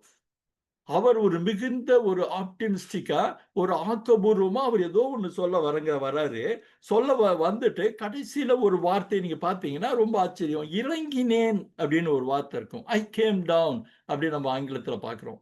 இந்த வார்த்தை ஏன் நம்ம இப்ப கவனிக்கணும்னு கேட்டீங்கன்னா, இறங்கி வருதல் என்கிற ஒரு காரியம் நமக்கு ஆதியாகமத்துல 11:5, 6ல சொல்லப்படுகிற வார்த்தையை நமக்கு நினைவூட்டுது. அந்த சம்பவம் உங்களுக்கு எல்லாருக்கும் தெரியும். அந்த பாபேல் கோபுரம் கட்டுனப்போ ஆண்டவர் அவர்களை பிரிக்க இறங்கி வந்தார் அப்படின்னு பார்க்கிறோம். இங்க கூட பாருங்க, அந்த வசனத்தை போட்டிருக்காங்க. 5வது வசனமும் 5லிருந்து 7 கர்த்தர் இறங்கினார். அதை ஹைலைட் பண்ணியிருக்காங்க. 7வது வசனத்துல நாம் இறங்கி போய். அப்போ இந்த செயல் எதற்கு அங்க நடந்ததுன்னு கேட்டா, ஜனங்கள் எல்லாம் ஒரே கூட்டமா ஒரு இடத்துல ஒருமித்து தேவனுடைய காரியத்திற்கு விரோதமாய் போகும்போது, கர்த்தர் தலையிட்டு அந்த காரியத்தை மாற்றுகிறார். அவர்கள் பாஷைகளை தாறுமாறாக்குகிறார். அதாவது ஒரு பெரிய காரியத்தை செயல்பட தேவன் இறங்குகிறதே நம்ம அந்த வார்த்தையில பார்க்கிறோம். இறங்கினான். ஒருவேளை நம்ம தமிழ்லயும் சரி, மற்றதிலும் சரி, இறங்கினான்ற ஒரு வார்த்தையை ரொம்ப சாதாரணமா எடுக்கிறோம். ஆனா அப்படி கிடையாது. ஐ கேம் டவுன் அந்த மூல மொழியில சொல்லக்கூடிய வார்த்தை நமக்கு ஒரு பகுதியிலிருந்து இன்னொரு பகுதியில ஒப்பிட்டு பார்க்கும்போது, அதை இன்னொரு வகையில நம்ம எப்படி புரிஞ்சுக்கலாம்னு கேட்டா, தேவன் தலையிட்டார். தேவன் தன் தலையீட்டை காட்டினார். தேவன் காரியத்துல இறங்குறார் அப்படின்னு நம்ம புரிஞ்சுக்கலாம். அப்போ இங்க இறங்கினார் அப்படின்னு அந்த வார்த்தையை பண்றப்போ, மோசேக்கு அந்த காரியங்கள் ஞாபகம் வந்திருக்க வேணும். ஏன்னா ஆதியாகமத்தை எழுதுனதும் மோசே தான். அப்போ அவர் இறங்கினார்னு அந்த வார்த்தையை அங்கு பயன்படுத்தினத இங்கேயும் மோசே பயன்படுத்துறப்போ, இது தேவனுடைய தலையீடு அப்படிங்கிறத மோசே மாத்திரம் இல்ல, நம்மளும் புரிஞ்சுக்க முடியும். விளங்குதுங்களா? அங்க ஆதியாகமம் 11ல இறங்கினார். I came down, we came down அப்படின்ற வார்த்தை இருக்கு. இங்கேயும் ஐ கேம் டவுன் அப்படின்னு சொல்லிட்டு நம்ம ஆங்கில பதிப்புல பார்த்தீங்கன்னா இருக்கும். அப்போ அங்கே எப்படி தேவன் நேரடியாக தலையிட்டாரோ, அதே வண்ணமாக இப்போது எகிப்தில் இருக்கிற இஸ்ரேல் ஜனங்களின் பிரச்சனைகளை பார்த்து நம்ம முதல்ல சொன்ன 6 வினைச்சொற்களையும் நீங்க கவனிச்சீங்கன்னா இது இருக்கும். அந்த வினைச்சொற்களின் முத்தாய்ப்பா அவர் என்ன சொல்றாரு? நான் இறங்கினேன், கொண்டு போய் சேர்க்கவும் இறங்கினேன்னு. அப்போ மோசேக்கு தேவன் தலையிடுகிறார்ன்ற ஒரு அர்த்தம் அந்த 3வது 8வது வசனத்தை சொல்றப்போ அவனுக்கு கண்டிப்பா புரிஞ்சிருக்கும். புரிஞ்சு ஒருவேளை பிரமிப்போட ஐயோ ஆண்டவர் நேரடியா இறங்கிட்டாரு அப்படின்னு. அப்போ திரும்ப நீங்க 9வது வசனம் சொல்லுது, அத தொடர்ச்சியா கவனிக்க ஆரம்பிக்கிறப்போ சொல்றாங்க, இப்பொழுதும் இஸ்ரவேல் புத்தரின் கூக்குரல் என் சந்நிதியில் எட்டியது அப்படின்னு சொல்லி பேச ஆரம்பிக்கிறாரு. இவன் மோசேயை கவனிக்க ஆரம்பிக்கிறான். இப்ப அந்த 10வது வசனத்தை பார்த்தீங்கன்னா ஒரு பெரிய ஒரு காரியம் இருக்கு. ஆண்டவர் சொல்றது அவன் கேட்டுக்கிட்டே இருக்கிறான். கேட்டுட்டு அவர் என்ன சொல்றார், இஸ்ரவேல் புத்திரர் சந்நிதியில் எட்டினது, எகிப்தியர் ஒடுக்கிறதை கண்டேன், நீ இஸ்ரவேல் புத்திரராகிய என் ஜனத்தை அழைத்து வரும்படி உன்னை பார்வோனிடத்திற்கு அனுப்புவேன்னு ஆண்டவர் சொன்னது அவன் எதிர்பார்த்திராத ஒரு வாக்கியம். ஏன்னா அந்த வார்த்தையை தேவனிடம் அவன் எதிர்பார்க்கவில்லை. நீங்க கொஞ்சம் நல்லா கவனிச்சீங்கன்னா ரொம்ப இது ஆச்சரியமாவும் பிரமிப்பாவும் இருக்கும். அந்த இஸ்ரேல் ஜனங்களுடைய பிரச்சனைகள் மோசேக்கு தெரியும். ஏன்னா அவன் முயற்சி பண்ணி அவர்களை மீட்டெடுக்க முயற்சித்த காரியம்தான். தன்னால நம்ம முடியாத லைன்ல எடுத்துட்டு அர்த்தம்டா. சொல்லுங்க. ஹலோ ஹலோ கொஞ்சம் கவனிங்க. நீங்க சந்தேகங்கள் ஒருவேளை இருந்தா நம்ம முடிச்ச உடனே நம்ம பார்ப்போம். அப்போ நீ இஸ்ரவேல் புத்திரராகிய ஜனத்தை எகிப்திலிருந்து வரும்படி அழைத்து ஏன்னா அவன் முதல்ல அழைத்து வர தீர்மானித்து அதற்காக ஆசைப்பட்டு முயற்சி பண்ணி தோற்று போய் மீதியான்ல அவன் சுற்றி கொண்டிருந்தப்போ இது யார் பண்ண போறாங்கன்னு ஒருவேளை அவன் நினைச்சிருக்கலாம். ஆனா அவன் எதிர்பார்த்திராத அந்த காரியத்தை அவனுடைய 80வது வயதில் நீங்க பாருங்க, அவன் 40 வயசுல அவனுக்கு எல்லா பலங்கள் அவனை சார்ந்த நிறைய பாசிட்டிவான காரியங்கள் அவனை சுற்றி இருக்கிறப்போ அவனுக்கு அந்த அழைப்பு கிடைக்கல. அவன் 80 வயதுல இருக்கிறப்போ ஆண்டவர் நீ வா அப்படின்னு கூப்பிடுறார். மோசேக்கு அந்த காரியம் எவ்வளவு ஒரு இதா இருக்கிறத பாருங்க. அப்போ இந்த யாத்திராகமத்துல நம்ம ஏற்கனவே நம்ம இறங்கி வந்து அவனை அழைக்கிறாருன்னு நம்ம பார்த்தோம்.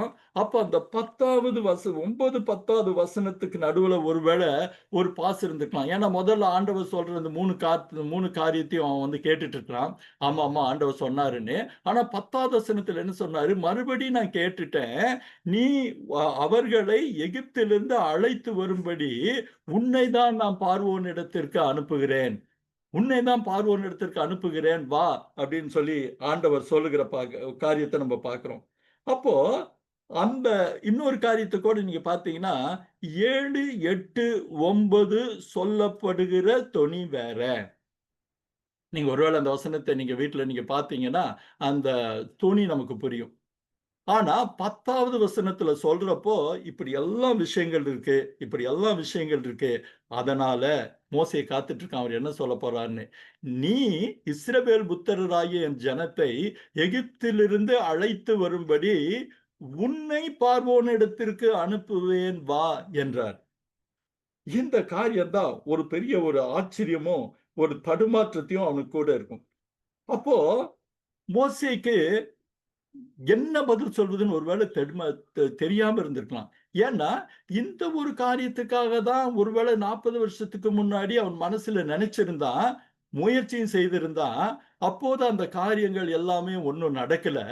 ஆனா அதெல்லாம் முடிஞ்ச பிறகு இப்ப தன்னால இனி என்ன பண்ண போறோம், சரி எப்படியாவது ஒரு காரியம் நடக்கும்னு தன்னுடைய கனவுகளை அந்த மந்தைகளை மேய்த்துட்டு இருக்கிறப்போ யார் பண்ண போறாங்க, எது பண்ண போறாங்கன்னு சொல்லி பலவிதமான கனவுகளோடு இருந்த சமயத்துல ஆண்டவரை தரிசிச்சு, ஆனா என்னன்னா அந்த ஒரு மகா பெரிய காரியத்தை செய்வதற்கு தன்னை அழைக்கும் போது அவன் திகைச்சு போய் நிற்கிறான்.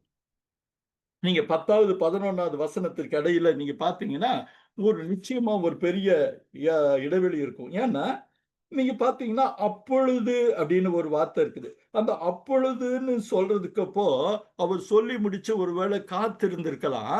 அந்த காத்திருந்த நேரத்துல அவனுடைய மனசு ஒருவேளை அவன் மனதில் தோன்றி இருக்கிற எண்ணங்களை ஒருவேளை நம்ம யூகிச்சு பார்க்க முடியுமான்னு பார்ப்போம்.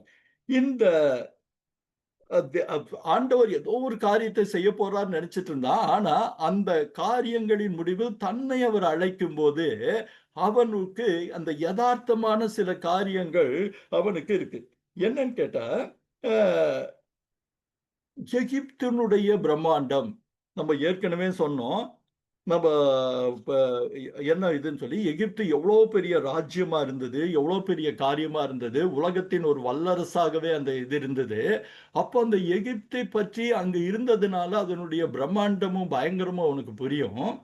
அதே சமயத்துல தான் முயற்சி செஞ்சப்போ கீழ்ப்படியாத இல்ல ஒத்து வராத இல்ல அவனை ஏற்றுக்கொள்ளாத இஸ்ரேல் ஜனங்களின் மனது அவனுக்கு தெரியும். இந்த 2 விஷயங்களையும் எப்படி கூட்டி சேர்ப்பது என்ற ஒரு தயக்கமும், பயமும் அவன் மனசுல நிச்சயமா இருந்திருக்கும். அப்போ தன்னுடைய கனவு நிறைவேறுதலுக்கான ஒரு வாய்ப்பு அவனுக்கு முன்னாடி வந்தாலுமே கூட, ஆண்டவர் அவனுக்கு என்ன பண்றதுன்னு தெரியல. தான் எப்படி இந்த நிலைமையை எதிர்கொள்றதுன்னு தெரியல.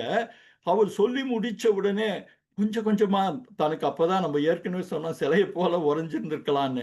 அந்த உறைஞ்ச சிலை உயிர் பெற்றது போல அவன் பேச ஆரம்பிக்கிறான். அந்த வார்த்தைகள் தத்தளிப்பும் தடுமாற்றமாய் வருகிறத நம்ம இது பண்ணிக்கலாம். அப்பொழுது நீங்க பாருங்க. பார்வோனிடத்திற்கு போகவும், எந்த பார்வோனிடத்திற்கு?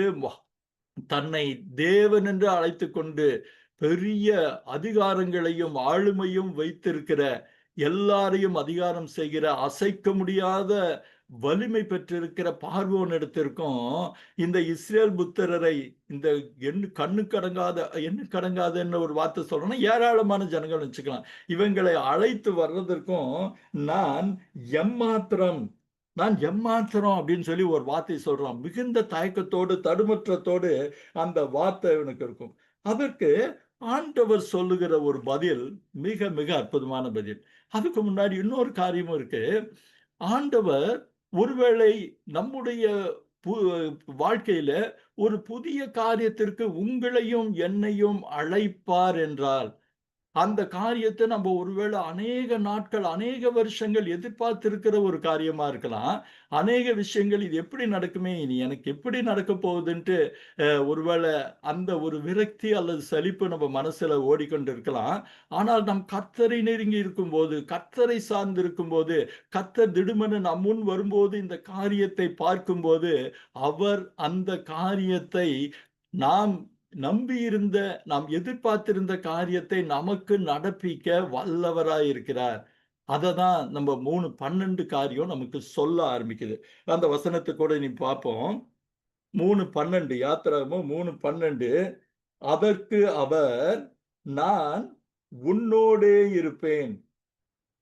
நீ அதுக்கப்புறம் 2 வசனம் இருக்கு. ஆனா அது 3ஆ நம்ம பிரிச்சுக்கலாம். முதல் பகுதியை பார்ப்போம். நான் உன்னோடே இருப்பேன் அப்படின்னு. அந்த வார்த்தை எதை சொல்லுதுன்னு கேட்டா, ஆமா உன்னை பத்தி எனக்கு தெரியும். நீ கனவு கண்டிருந்தது எனக்கு தெரியும். நீ முயற்சி செஞ்சது எனக்கு தெரியும். ஆனா உன்னுடைய சொந்த பலத்தினால, சொந்த திறமையினால நீ முயற்சி செய்து தோற்று போனதும் உனக்கு தெரியும். ஆனா இப்போது நீ 40 வருஷங்கள் நீ அலைஞ்சிருக்கிறப்போ, உன் மனம் கனவுகளால் நிறைந்திருந்ததும் எனக்கு தெரியும். உன் மனசு ஒருவேளை பக்குவப்பட்டதும் எனக்கு தெரியும். நீ ஒருவேளை அந்த பார்வோன் அரண்மனையின் அனுபவங்களை விட இந்த வனாந்தர பகுதிகளில, இந்த புதிய பகுதிகளில் நீ அலைந்து திரிந்து பலவிதமான அனுபவங்களை நீர் பெற்றுக்கொண்டதும் தெரியும். அந்த அனுபவங்கள் தான் இனி உனக்கு பிரயோஜனமா பாகுதுன்னு சொல்லி அதுவும் எனக்கு தெரியும். ஆனா அது எல்லாவற்றையும் விட, உன் திறமைகளை விட, உன்னுடைய காரியங்களை விட முக்கியமான ஒரு விஷயம் என்னன்னு கேட்டா, நான் உன்னோடே இருப்பேன். ரொம்ப அழகான விஷயம் பாருங்க. நான் உன்னோடே இருப்பேன். அன்பானவர்களே, நமக்கு ஆண்டவர் ஒரு பெரிய பிரச்சனைகளை பொறுப்பை கொடுக்கிறப்போ, நம்ம மலைச்சு திகைச்சு தடுமாறி நிக்கிறப்போ, ஆண்டவர் சொல்லுகிற ஒரு வார்த்தை என்ன? உன்னுடைய எல்லா கவலைகளும் எனக்கு தெரியும். உன்னுடைய எல்லா பிரச்சனைகளும் எனக்கு தெரியும். ஆனா நீ தடுமாறி தயங்கி இது எப்படி ஆகும் நீ குழம்பி தவிச்சு நிக்கிறப்போ, ஆண்டவர் சொல்லுகிற முதல் வார்த்தை, நான் உன்னோடே இருப்பேன். அன்பானவர்களே, ஏன்னா ஆண்டவர் அந்த காரியத்தை தீர்மானித்திருந்தால் என்னுடைய எந்த தகுதிகளும் ஒரு பொருட்டல்ல. அல்லது இன்னொரு கோணத்துல பார்த்தா, நான் பெற்ற அனுபவங்கள் அந்த காரியத்தில் போய் செய்வதற்கு ஏதுவாக அதை மாற்றுகிறவராய் இருக்கிறார். மோசைக்கு கூட இந்த 40 வருஷமா மேய்த்திருந்த காரியம், அந்த வனாந்திர பகுதிகளை பற்றின ஒரு தெளிவான புரிதலை அவனுக்கு தந்திருக்கலாம். எந்த இடத்துல தண்ணி கிடைக்கும், எந்த இடத்துல இது கிடைக்கும், அதை எப்படி பண்ணணும் அப்படின்னு சொல்லிட்டு, அந்த ஒருவேளை ஒரு புரிதலுக்காக சொன்னா ஒரு பெரிய ட்ரெக்கிங் எக்ஸ்பீரியன்ஸ். வனாந்தரத்துல அலைந்து திரிந்த அனுபவம், அவங்க அந்த வனாந்தர வழியாக கானான் தேசத்திற்கு போகும்போது இந்த அனுபவங்கள் நிச்சயமா பிரயோஜனமா இருந்திருக்கும். அப்போ நம்முடைய அனுபவங்களை ஒருவேளை ஆண்டவர் அந்த தருணம் வந்தவுடன் அவருடைய நோக்கத்திற்கு ஏற்ப அதை பயன்படுத்துகிறவரா இருக்கிறார். அதுதான் அந்த ரொம்ப அழகான அந்த முதல் வசனம். நான் உன்னோடே இருப்பேன். அப்போ ஒரு காரியத்தை அவர் தீர்மானித்தார் என்றால், நம்முடைய திறமைகளோ, நம்முடைய மற்ற எந்த காரியங்களோ முக்கியமல்ல. முக்கியமான காரியம் அவர் நம்மோடு இருப்பது. அவர் நம்முடன் இருப்பது. அதைவிட பெரிய ஒரு பலம், அதைவிட பெரிய ஒரு காரியம் வேற ஒண்ணும் இல்ல. 2வது ஒரு ஆச்சரியமான வார்த்தை. நீ ஜனத்தை எகிப்திலிருந்து அழைத்து வந்த பின். இந்த காரியத்துடைய இந்த வசனத்தை படிக்கிறப்போ வ நமக்கு மாத்திரம் இல்ல, மோசேக்கு மாத்திரம் இல்ல, நமக்கும் ஒரு பெரிய ஆச்சரியமா இருக்கும். ஏன்னா, இந்த வசனத்தை பாருங்க. நீ எகிப்திலிருந்து அழைத்து வந்த பின். இன்னும் அந்த பார்வோன் கிட்ட போய் பேசல. பார்வோன் என்ன செய்வான்னு தெரியாது. பார்வோன் எப்போ விடுவிப்பான்னு தெரியாது. பார்வோன் என்னென்னலாம் பிரச்சனை கிளப்பான்னு தெரியாது. நான் இந்த ஜனத்திற்கு தலைமை ஏற்க ஓகேன்னு இன்னும் நான் சொல்லவும் இல்ல. ஆனா ஆண்டவர் என்ன பேசுறாரு? எகிப்திலிருந்து அழைத்து வந்த பின். அப்ப ஆண்டவர் என்ன சொல்றாரு? நான் பண்ணுவேன்னு அவர் நம்ப ஆரம்பிக்கிறார். நான் இந்த காரியத்தை முடிப்பேன்னு அது துவங்குவதற்கு முன்பாகவே ஆண்டவர் தீர்மானித்திருக்கிறார், சொல்லுகிறார். இந்த காரியத்தை நம்ம வாழ்க்கையில எடுத்துக்கலாம். நம்ம ஒரு காரியத்தை ஆரம்பிக்கிறதுக்கு முன்னாடியே அந்த காரியம் நம்மால முடியும் அப்படின்னு ஆண்டவர் சொல்லுகிறார். இந்த பகுதியில நீங்க ஒருவேளை நீங்க ஆழமா பார்த்தீங்கன்னா, நான் முன்னாடி சொன்ன 7, 8, 9ல அந்த தீவிரமான வினைச்சொற்களை பத்தி சொன்னேன். 2வது இருக்கிற 2 வசனங்களிலும் இருக்கிற 3 வினைச்சொற்களை சொன்னேன். ஆக்ஷன் ஓரியன்டட் வேர்ட்ஸ் நம்ம அதை எடுத்துக்கலாம். அப்போ அவருடைய வார்த்தைகள் எல்லாம் நீங்க பார்த்தீங்கன்னா, ஆண்டவர் ஒரு பாசிட்டிவாக, ஒரு ஆப்டிமிஸ்டிக்காக, ஒரு ஆக்கபூர்வமாக பேசிக்கொண்டே இருக்கிறாரு. மோசே ஒரு எதிர்மறையாக, பெசிமிஸ்டிக்காகவே பேசிக்கொண்டிருக்கிறான். அதிகமா பேசல. அவன் சொன்னதே ஆண்டவரே, நான் எம்மாத்திரம். அந்த வார்த்தையை நீங்க பார்த்தீங்கன்னா புரியும். நான் ஒண்ணும் இல்லப்பா, நான் எம்மாத்திரம் சொல்றான். ஆனா அவன் எம்மாத்திரம்ன்னு சொன்னத ஆண்டவர் அது பெருசுபடுத்தல. அவன் யார் என்று அவனை விட அவருக்கு தெரியும். அவனுடைய காரியங்கள் என்னவென்று மோசேயை விட ஆண்டவருக்கு தெரியும் என்பதனால அவன் எம்மாத்திரம்னு அப்படியே ஒதுங்கி சுருண்டு போனதை அவர் பொருட்படுத்தல. அதற்கு அவர் என்ன பதில் சொல்றார்? நான் உன்னோடே இருப்பேன். அதற்கு அடுத்த நம்பிக்கை மிகுந்த வார்த்தை. இத்தனை காரியங்கள் நடக்கிறதுக்கு முன்னாடி அவர் சொன்னாரு, நீ எகிப்து ஜனத்தை எகிப்திலிருந்து அழைத்து வந்த பின். அப்ப அழைத்து வர முடியும்னு ஆண்டவர் சொல்றாரு. அது ஒரு பெரிய பிரமிப்பான விஷயம். மோசேக்கு அது ஒரு தடுமாற்றமா இருந்திருக்க முடியும். 2வது காரியத்தை நீங்க கவனிச்சீங்கன்னா இன்னும் ஒரு ஆச்சரியம் இருக்கும். நீங்கள் இந்த மலையில், எந்த மலை? சீனாய் மலையில் தேவனுக்கு ஆராதனை செய்வீர்கள்.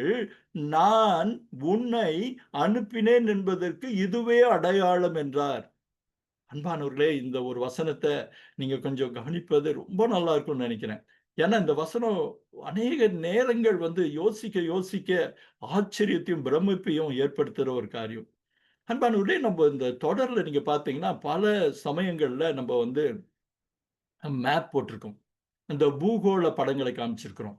இப்ப கூட இந்த ஒரு மேப், இந்த படங்கள் பல காரியங்கள் எல்லாம் நம்ம பார்த்தோம். இந்த படங்கள் முன்ன போட்ட படங்களை கூட பார்த்தீங்கன்னா, இந்த படத்தை அப்படியே இருக்கட்டும் சாம். நீங்க பார்த்தீங்கன்னா எகிப்து படம் இருக்கு, மேல கானான் படம் இருக்கு. இஸ்ரேல் ஜனங்களை என்ன பண்றாரு? கோசேன் பட்டணத்துல இருந்து கானானு கூட்டிட்டு போறதுதான் நமக்கு அவருடைய நோக்கம். ஏன்னா ஏவியரும் பெர்சியாவும் இருக்கிற வாக்குத்தத்தம் பண்ணப்பட்ட விசாலமான தேசத்திலே நான் கொண்டு போய் சேர்ப்பேன் அப்படின்னு ஆண்டவர் சொல்லுகிறத பார்க்கிறோம். அந்த வசனம் கூட நீங்க பார்த்தீங்கன்னா 8வது வசனத்துல என்ன சொல்றாரு? கானானியரும், ஏத்தியரும், எமோரியரும், பெர்சியரும், ஏவியரும், எபியூசியரும் இருக்கிற இடமாகிய பாலும் தேனும் ஓடுகிற நலமும் விசாலமுமான தேசத்தில் உன்னை கொண்டு போய் சேர்ப்பேன். அந்த தேசத்திற்கு எத்தனை அடைமொழி சொல்றா நீங்க பாருங்களேன். ரொம்ப அழகான காரியம். அப்போ இந்த மேப்ல நீங்க பாத்தீங்கன்னா கோசேன் தேசத்திற்கும் கானான் தேசத்திற்குமான அந்த படத்தை நீங்க பாக்குறீங்க. அந்த மேப்பை போடுங்கம்மா. பாத்தீங்கன்னா இந்த கானான் தேசத்திலிருந்து கோசேன் தேசத்திற்கு இதுக்கு முன்பாகவே வந்திருக்கிறாங்க. யார் வந்திருக்காங்க? யாக்கோபு வந்திருக்கிறாரு. யாக்கோபின் புத்திரர் எல்லாருமே வந்திருக்கிறாங்க இந்த சைடு. அப்ப வந்திருக்கிறப்போ இது ரெண்டுக்குமான பயண தூரம் ஒரு 3 வாரத்திலிருந்து 4 வாரம் வரை, அது ஆட்களை பொறுத்து சூழ்நிலையை பொறுத்து நம்ம பார்த்தோம். அப்போ அந்த அவர்களுடைய பாதையை பாருங்க, கொஞ்சம் குறைய நேரடியாக போகிறது. அப்போ இந்த பகுதியில எங்கேயாவது கடல் குறுக்கிடுதா அப்படின்னு பாத்தீங்கன்னா இல்ல. இந்த பகுதியில எங்கேயாவது மலை இருக்கிறதான்னு பாத்தீங்கன்னா மலைகள் இல்லை. இதை நீங்க கவனிக்கிறது ரொம்ப ரொம்ப முக்கியம். நீங்க பாத்தீங்கன்னா அந்த இது யாக்கோபு வந்த போதும் சரி, யாக்கோபின் சகோதரர்கள் யாக்கோபுடைய பிள்ளைகள் வந்த போதும் சரி, மலைகளை பார்த்ததா இல்ல. ஓரே பருவத்தை பத்தி ஆதியாகமத்துல பேச்சு கூட கிடையாது. எதுவுமே கிடையாது. அவங்க வராங்க. அந்த வழக்கமான எல்லோரும் வருகிற பாதைகள் தானியத்தை வாங்கிட்டு 2 டைம் போனாங்கன்னு கூட பார்க்கணும். எந்த இடத்திலும் ஆதியாகமத்துல ஓரே பருவத்தை பத்தி இல்ல. ஆனா ஆண்டவர் இப்போ மோசேக்கு சொல்ற ஒரு காரியம், நீங்க அங்கிருந்து விடுதலை ஆகி வந்து இந்த பர்வதத்தில், அதாவது சவுதி அரேபியாவுல, இன்றைய சவுதி அரேபியாவுல மீதியான் தேசத்தில் இருக்கிற ஓரேப் மலையின் ஒரு பகுதியான சீனாய் மலை பகுதியிலே வந்து எனக்கு ஆராதனை செய்வீர்கள். இது எப்படி சாத்தியம்னு மோசே பயந்திருக்க முடியும். ஏன்னா மோசே கடல் கடந்து மீதியான் தேசத்துக்கு போகல. அவன் போனது நேரடி வழி. ஆனா ஆண்டவர் என்ன சொல்றாரு, அப்படி போகாதபடிக்கு நீங்க வந்து, ஒரு வகையில சொல்லப்போனா அந்த மீதியான் தேசத்தில் இருக்கிற மலைக்கு, சீனாய் மலைக்கு அவர்கள் வர்றதா இருந்தா, இந்த அந்த பாயிண்ட் வச்சு காமிங்கப்பா அந்த வழி. அந்த கோசேன் தேசத்து வழி கீழிறங்கி, தெற்கு புறமாக கீழிறங்கி, இங்கிருந்து கீழே வரணும். கீழே இறங்கி இங்க கீழே ஒரு அந்த கல்ஃபா பக்கத்துல அந்த சீனாய் மலையும் ஓரே பருவமும் இருக்கிறத நீங்க காமிச்சீங்கன்னா மக்களுக்கு புரியும். அந்த தென்புறமாக இறங்கி மறுபடியுமாக வடப்புறமாக ஏறிதான் கானான் தேசத்துக்கு போகணும். சொல்ல போனா சுத்தி வளைச்சு போகணும். அப்போ ஆண்டவர் அப்படி சுத்தி வளைச்சு போக அவசியம் இல்லாத நேர்வழி இருக்கிறப்போ ஆண்டவர் என்ன சொல்றாரு, இல்ல இல்ல, நீங்க அந்த வழி போகாதபடிக்கு நீங்க கீழே இறங்கி, நீங்க பாருங்க, கீழே இறங்கி இந்த சொல்லப்போனா கடல் கடந்து இந்த கல்ஃபா பக்கமா நம்ம இந்த ஓரத்துல, வலதுகை பக்கம் ஓரத்துல இருக்கிற அங்கதான் செங்கடல் நம்ம சொல்றோம். அதை தாண்டி இந்த சீனாய் மலைக்கு என்னை தொழுது கொள்வீர்கள். இதுவே உங்களுக்கான அடையாளம் அப்படிங்கிறப்போ மோசே நிச்சயமா வாயடிச்சு போயிருக்கணும். ஏன்னா இதற்கு சாத்தியம் இல்லை, இதற்கு அவசியம் இல்லை. எதற்கு அவர்கள் இந்த மலைக்கு வரணும், மலைக்கு ஆராதிக்கணும் அப்படிங்கிறது ஒரு பெரிய பிரமிப்பூட்டுற விஷயம். அதான் அவன் ஒரு பெரிய ஒரு தடுமாற்றமும் திகைப்புமா அவன் குழம்பி இருந்திருக்கணும். ஆனா ஆண்டவர் என்ன சொல்றாரு, ரொம்ப தெளிவா சொல்றாரு. எகிப்திலிருந்து, நீங்க அந்த 12வது வசனத்தை திரும்பவும் கவனிங்க. நீ ஜனத்தை எகிப்திலிருந்து அழைத்து வந்தபின், நீ அழைச்சிட்டு வர்றப்போ நீ இந்த மலைக்கு வருவேன்னு சொல்றாரு. மோசேக்கு அந்த மலைக்கு வர வேண்டிய அவசியம் இல்லைன்னு தெரியும். ஆனா ஆண்டவர் என்ன சொல்றார், இந்த மலைக்கு வந்த பின் இங்கு இந்த மலையிலே ஆராதனை செய்வீர்கள். நீங்க வர அவசியமில்லாத இந்த வழியிலே இந்த மலைக்கு இந்த மலையிலே ஆராதனை செய்து, ஆராதனை செய்கிறது தான் நான் உன்னை அனுப்பினதற்கான அடையாளம். அன்பானவர்களே, ஒரு பிரமிப்பு இப்போ உங்களுக்கு, எல்லாத்துடைய மோசையுடைய பிரமிப்பு உங்களுக்கு புரியும் நான் நினைக்கிறேன். இந்த இடத்திற்கு ஆராதிப்போம் அப்படிங்கிறத அவன் எப்படி சொல்றாங்கிறது ரொம்ப பெரிய ஆச்சரியம். இன்னொரு காரியம் கூட இருக்கு. இதுல ஆராதனை என்று சொல்லக்கூடிய வார்த்தைக்கு நமது நிகழ்ச்சியில அநேக வேத பண்டிதர்களுடைய காரியங்களை நம்ம பயன்படுத்துறோம். அவர்களுடைய ஆராய்ச்சிகள், அவருடைய காரியங்கள். இந்த இடத்தை பார்க்கிறப்போ அந்த ஆராதனை என்கிற ஒரு வார்த்தைக்கு அபேட் என்ற மூல வார்த்தை இருக்கும். இப்போ அந்த ஸ்கிரீன்ல கூட நீங்க பார்த்திருக்கிறீங்க. அபேட்னு அந்த 3வது லைன்ல வர்ற வார்த்தைக்கு யூ ஷால் சர்வ் அப்படின்னு இருக்கும். அதாவது அபேடுங்கிறதுக்கு worship, serve, to work for அப்படின்னு இருக்கும். அப்போ இந்த அபேட்ன்ற வார்த்தை நீங்க எங்க வருதுன்னு நீங்க பார்த்தீங்கன்னா, யாத்திராகமம் 1வது அதிகாரம், அது உங்க டேபிள் காலம் போடலாம்னு நினைக்கிறேன். 12, 13ல வேலை செய்தார்கள். அ அவர்கள் இப்ப பார்வோனுக்கு பணி செய்தார்கள், அடக்கினார்கள், ஒடுக்கினார்கள் இருக்கும். அந்த வசனம் நீங்க நீங்க பார்த்துங்க. அப்போ அந்த வினைச்சொற்களுக்கெல்லாம் பயன்படுத்தப்பட்ட வார்த்தை என்னன்னு கேட்டீங்கன்னா, அபேட். அப்போ இது எதை காண்பிக்குதுன்னு கேட்டா, நீங்க அப்போ அங்க கோசேன் பட்டணத்துல எகிப்துல இருக்கும்போது பார்வோனை வணங்கிக் கொண்டிருந்தீர்கள். பார்வோனுக்கு பணிபுரிந்து கொண்டிருந்தீர்கள். பார்வோனுடைய மக்களா இருந்தீங்க. பார்வோனுக்காக சேவை செய்கிறவர்களாய், வேலை செய்கிறவர்களாய் இருந்தீங்க. ஆனா, நீங்க எகிப்திலிருந்து வந்த பின்பு, இந்த மலையிலே, அதாவது நான் இருக்கிற இடத்திலே, யெகோவா தேவனுக்கு பணி செய்கிறவர்களாய் மாறுவீர்கள். அதாவது அந்த அடிமைத்தனத்திலிருந்து விடுதலை பெற்று, அந்த விடுதலை பெற்றவர்களாய் இங்கு வந்து எனக்கு சேவை செய்வீர்கள்ங்கிறது தான் அந்த ஆராதனை செய்வீர்கள், அந்த அபாட் என்ற வார்த்தையோட அர்த்தம். அப்போ இந்த ஒரு வசனத்துடைய 2 விதமான பரிமாணம் மோசேக்கு புரியாமல் இருந்ததுல வியப்பே கிடையாது. ஒண்ணு என்ன காரியம்னு கேட்டா, முதல்ல அவர் ஆண்டவரே தீர்மானிச்சிட்டார், எகிப்திலிருந்து வந்த பின் அந்த ஜனங்களை கூட்டிக் கொண்டு வருவது என்பது எவ்வளவு பெரிய சிரமமான, எவ்வளவு பெரிய சொல்லப்போனா ஒரு ஆங்கிலத்துல ஒரு வார்த்தை சொல்லுவாங்க, ஹெர்குலியன் டாஸ்க் அப்படின்னு. அப்போ அப்பேற்பட்ட ஒரு காரியத்தை செய்து வருவன் ஆண்டவர் தீர்மானிச்சிட்டாரு. தீர்மானிச்சு வர அவசியம் இல்லாத, ஒருவேளை வர தேவைப்படாத அந்த வழியிலே வந்து, சொல்லப்போனா நமக்கு எல்லாருக்கும் தெரிஞ்சபடி கடலை கடந்து, அந்த கடலை ஏன் கடக்கணுங்கிறது நம்ம யாத்திராகமம் அந்த வழிய பார்க்கிறப்போ, எதற்கு அவர்கள் இந்த வழியில் வந்தாருங்கன்னு நம்ம பார்க்கிறப்போ, அந்த பகுதியோட அர்த்தம் இன்னும் புரியும். எதற்கு அவர்கள் கடலை கடக்க வேண்டும்? எதற்கு அவர்கள் எரிகோ எதற்கு அவர்கள் இந்த சீனாய் மலைக்கு வரணுங்கிறதும் நமக்கு புரிய ஆரம்பிக்கும். அது நம்ம அடுத்தடுத்த பகுதிகள்ல பார்க்க போறோம். ஆனா இந்த சமயத்துல, இந்த படத்துல கூட நீங்க பார்க்கிறீங்க. ஒருவேளை நீங்க பார்த்தீங்கன்னா, அவர்களுடைய பயணத்த பத்தி ஒரு ஒரு இது ஒரு 2 ஜூம் மீட்டிங் அப்புறம் இது வரும்னு நினைக்கிறேன். ஆனா இப்போது ஒரு புரிதலுக்காக அந்த மேப்ப உங்கட்ட போட்டத பார்க்கிறீங்க. அந்த சிவப்பு கலர் காரியம், இந்த சிவப்பு கலர் கோடு, அதாவது சுக்கோத், அந்த கோஷன் பட்டணத்துல சுக்கோத்ன்னு ஒரு புள்ளி இருக்கு. அந்த பாயிண்டர் காமிங்கம்மா. அந்த சுக்கோத்திலிருந்து அவங்க புறப்பட்டு இந்த கல்ஃப் ஆஃப் அக்கபாவுடைய முகப்பிலே கடந்து, நீங்க பாருங்க, முகப்பிலே கடந்து இந்த அரேபியான்னு போட்டிருக்கிறது 2 இடம் இருக்கும். அங்க வந்து இந்த சீனாய் மலையில அவர்கள் ஒரு 6 மாதம் தங்கியிருந்து 10 கட்டளைகளை பெற்றுக்கொண்டு, தங்களுடைய வாழ்க்கைக்கான நியாயப்பிரமாணங்களை மோசேயின் மூலமாக பெற்றுக்கொண்டு, ஆசரிப்பு கூடாரம் போன்ற ஒழுங்குமுறைகளை கற்றுக்கொண்டு, அங்கிருந்து கிளம்பி வடக்கு திசை நோக்கி கானானுக்கு போறாங்க. அப்போ நமக்கு இப்ப இது வந்து பின்னாடி நடக்கிற ஒரு காரியம். ஆனால் பின்பாக நடக்க போகிற அந்த காரியத்தை எதுவுமே துவங்கும் முன்பாக ஆண்டவர் தெளிவாக மோசேயிடம் சொல்லுகிறார், நீ எகிப்திலிருந்து வந்த பின்பு இந்த மலைக்கு வந்து தொழுது கொள்வதுதான். நீ இத்தனை நாள் அந்த பார்வோனின் ஜனங்களாய் இருந்த மக்களை என்னுடைய ஜனங்களாக மாற்றப் போகிறாய். இது ஒரு அருமையான ஒரு இறையியல் காரியம் பாருங்க.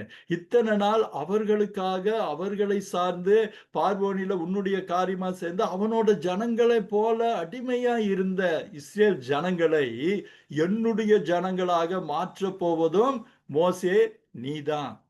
நீ கூட்டிக் கொண்டு வந்த பிறகுதான் இந்த காரியங்கள்லாம் நடக்குது. இதை நீ செய்யும்போது நான் தான் உன்னை அனுப்பினேன். ஏன்னா ஒரு காரியத்துல ஒரு சொல்லப்போனா ஒரு புரிதலுக்காக சொன்னா, பார்வோனின் அடிமைகள் தேவனுடைய ஜனமாக மாறப்போகிறதற்கு இந்த மலையிலே வந்து ஆராதனை செய்வதுதான் அடையாளம் அப்படின்னு ஆண்டவர் சொல்றார். அன்பானவர்களே, இதை கேட்ட உடனே மோசேக்கு பிரமிப்பும், ஆச்சரியமும், குழப்பமும் இன்னும் தீராம இருக்கும். ஏன்னா, அதற்கான நம்ம இதற்கு பின்பாக வரக்கூடிய அந்த தேவனுக்கும் மோசேக்குமான உரையாடல்களை பார்க்கிறப்போ, இத நம்ம ரொம்ப இன்னும் தெளிவா நம்ம புரிஞ்சுக்க போறோம். அது ஒரு பெரிய ஆச்சரியமும் பிரமிப்புமான ஒரு காரியங்கிறது நம்ம எவ்வளவு தடவை சொன்னா கூட அது தீராது. ஆனா இந்த காரியங்கள்ல ஒரு இது பார்த்தா ஆண்டவர் பேசுகிற வார்த்தையெல்லாம் எதிர்கால நான் நடத்துவேன், கூட இருப்பேன்னு சொல்லி நிறைய ஃபியூச்சர் டென்ஸ் எதிர்காலத்தின் காரியங்களை பேசிக் கொண்டிருக்கிறார். மோசே என்னன்னா இன்னும் கடந்த காலத்திலிருந்து வெளியே வரல. ஆண்டவர் நாளைய நாட்களை பற்றி பேசுறாரு. மோசே தன் நேற்றைய நாட்களிலிருந்து இதுவரைக்கும் வெளியே வராம இருக்கிறான். நான் ஏமாத்துறேன்னு சொல்றான். நீ அங்கிருந்து கூப்பிட்டுட்டு நீ வெளியே வருவ, இந்த மலைக்கு வருவேன்னா, இந்த மலைக்கு வர வேண்டிய அவசியமே இல்லையே. எனக்கு தெரிஞ்சு வழி வேற வழியில ஆண்டவரே இருக்கு. அந்த வழியில் தானே போகணும். எப்படி இந்த மலைக்கு வர்றது? நான் உன்னை அனுப்புறேன் அடையாளம். நான் எப்படி இந்த பகுதியை நன்றாக தெரிந்த நான் எதற்கு இங்கே கூட்டி வரணும்னா, மீதியான் தேசத்துல வந்து மந்தைகளை மேய்க்கிறதற்காக வந்தபோது கண்ட தரிசனம் தானே இது. மேய்த்த போது வந்து கண்டெடுத்த இடம் தானே இது. கண்டுபிடிச்ச இல்ல, வர நேர்ந்த இடம் தானே இது. இந்த இடத்திற்கு கோசேனில் இருந்து வரக்கூடிய அவசியம் இல்லையே. அவன் நேற்றைய பற்றியே பேசிக் கொண்டிருக்கிறான். அதே மாதிரி பார்வோன், ஆண்டவரே, ஒருவேளை அவன் நினைச்சிருக்கலாம், ஆண்டவரே எனக்கு இந்த பார்வோன்களை பத்தி நல்லா தெரியும், அவங்களுடைய அதிகாரங்களை பத்தி தெரியும், அவங்களுடைய எல்லா பராக்கிரமங்களை பத்தி தெரியும், அதே வண்ணமா அந்த ஜனங்களை பத்தி நான் ரொம்ப தெளிவா அறிஞ்சிருக்கேன், நான் அவ்வளவு ஆதரவு கொடுக்க முற்பட்டு அவங்க என்னை அவர்களில் ஒருவனாகவே ஏற்றுக்கொள்ளல. அப்படி இருக்கிறப்போ நீங்க எல்லாமே முடிஞ்சிட்ட மாதிரி அந்த ஜனங்களை கூட்டிட்டு வருவ, அவங்கள ஏன் ஜனங்களா மாத்துவ அப்படின்னு சொல்றது எப்படி ஆண்டவரே அப்படின்னு இருக்கும். ஆண்டவர் எதிர்நாட்களை பற்றி பேசுகிறார். மோசே கடந்த நாட்களில் இருந்து வெளியே வராமல் இருக்கிறார். ஆண்டவரே, இது என்ன ஆண்டவரே, இது என்ன கர்த்தாவேன்னு சொல்லி அவன் புரியாமல் இருந்திருக்க கூடும். இந்த சனத்துல, இந்த இடத்துல நாம் ஒரு காரியத்தையும் நம்ம இந்த இடத்துல வைத்து பார்க்கிறது ரொம்ப நல்லா இருக்கும். ஆண்டவர் நமக்கான எதிர்காலத்தை பற்றி பேசிக் கொண்டிருக்கிறார். நமக்கான வரும் நாட்களில் இருக்கக்கூடிய காரியங்களை பற்றி நமக்கு கோடிட்டு காமிச்சிட்டு இருக்கிறாரு. சில நேரத்துல தெளிவா பேசிட்டு இருக்கிறாரு. ஆனா நாம் நிகழ்காலத்தில் கூட இல்ல, நாம் நேற்றுக்களில் இருக்கிறோம். இல்ல ஆண்டவரே, ஆனா அப்படி இருந்த ஆண்டவரே, நான் அப்படி செய்த ஆண்டவரே, அப்படி பண்ண ஆண்டவரே, அப்பெல்லாம் எனக்கு ஒண்ணுமே நடக்கல ஆண்டவரே, நாளைக்கு எப்படி நடக்கும்? நான் அப்படியெல்லாம் பிரச்சனைகள் எனக்கு இருந்தது, அப்படியெல்லாம் இருந்தது. ஆனா என்னன்னா, நீங்க இன்றைய நாளை பத்தி யோசிக்காம, நாளை இப்படி இருக்குன்னு சொல்றீங்களே, இது எப்படி சாத்தியம் ஆண்டவரேன்னு சொல்லி மோசேயை பற்றி நம்முடைய அநேக பிரச்சனைகள்ல நாமும் யோசிக்க தான் செய்றோம். இது எப்படி ஆண்டவரே சாத்தியம்? ஆனா அழைத்தவர் உண்மையுள்ளவராய் இருக்கும்போது, அழைத்தவர் நான் உன்னோடே இருக்கிறான் அப்படின்னு சொல்றப்போ எல்லாமே சாத்தியம். அவரு நம்ம இனி வரப்போற பகுதியில ஆண்டவர் தன்னுடைய நாமத்தை அறிவிக்கும் போது, அவருடைய நாமத்தின் பராக்கிரமத்தை பற்றி நாம் ஆராயும் போது இந்த தன்மைகளை கொஞ்சம் கொஞ்சமாக நாமும் தெரிஞ்சுக்க போறோம். ஆனா இப்போதைக்கு என்னன்னா, நம்முடைய நாளைகள் தேவனுடையது. நம்முடைய நேற்றுக்கள் அவர் சித்தப்படி நடந்தது. அப்போ அப்படின்னா, அந்த நம்பிக்கையோடு இன்றைய நாட்களின் காரியங்களை ஆண்டவர் சரி செய்து, இன்னைக்கு என்ன செய்யணும்? மோசே என்ன செய்யணும்? அவர் சொன்ன அழைப்பை ஏற்றுக்கொள்ளணும். அவர் வார்த்தையின்படி நடக்கும்போது, அவர் நாளை நடப்பதாக சொன்ன காரியங்கள் நிறைவேறியே தீரும். நாம என்ன சொல்லணும்? ஆண்டவர் சொன்ன ஒரு கொடுத்த நம்பிக்கைக்கான காரியங்களை இன்று, நாளை அப்படியே அது நடக்க வேணும்னா, நாளை உங்க வாழ்க்கையில, என் வாழ்க்கையில அது அப்படியே நடக்கணும்னா, இன்றைக்கு நாம் அவருக்கு கீழ்ப்படிய வேண்டும். மோசே எப்படி கீழ்ப்படிய சொல்லி ஆண்டவர் பண்ணுகிற வாதங்களை நம்ம வரப்போற, ஒருவேளை ஆண்டவருக்கு சித்தமானா அடுத்த வாரத்துல நம்ம பார்க்க போறோம். அவனை ஆண்டவர் கன்வின்ஸ் பண்ணுகிற காரியம், அவனை சம்மதிக்க வைக்கிற ரொம்ப அழகான அற்புதமான வார்த்தைகளை நம்ம அடுத்த வாரம் பார்க்க போறோம்.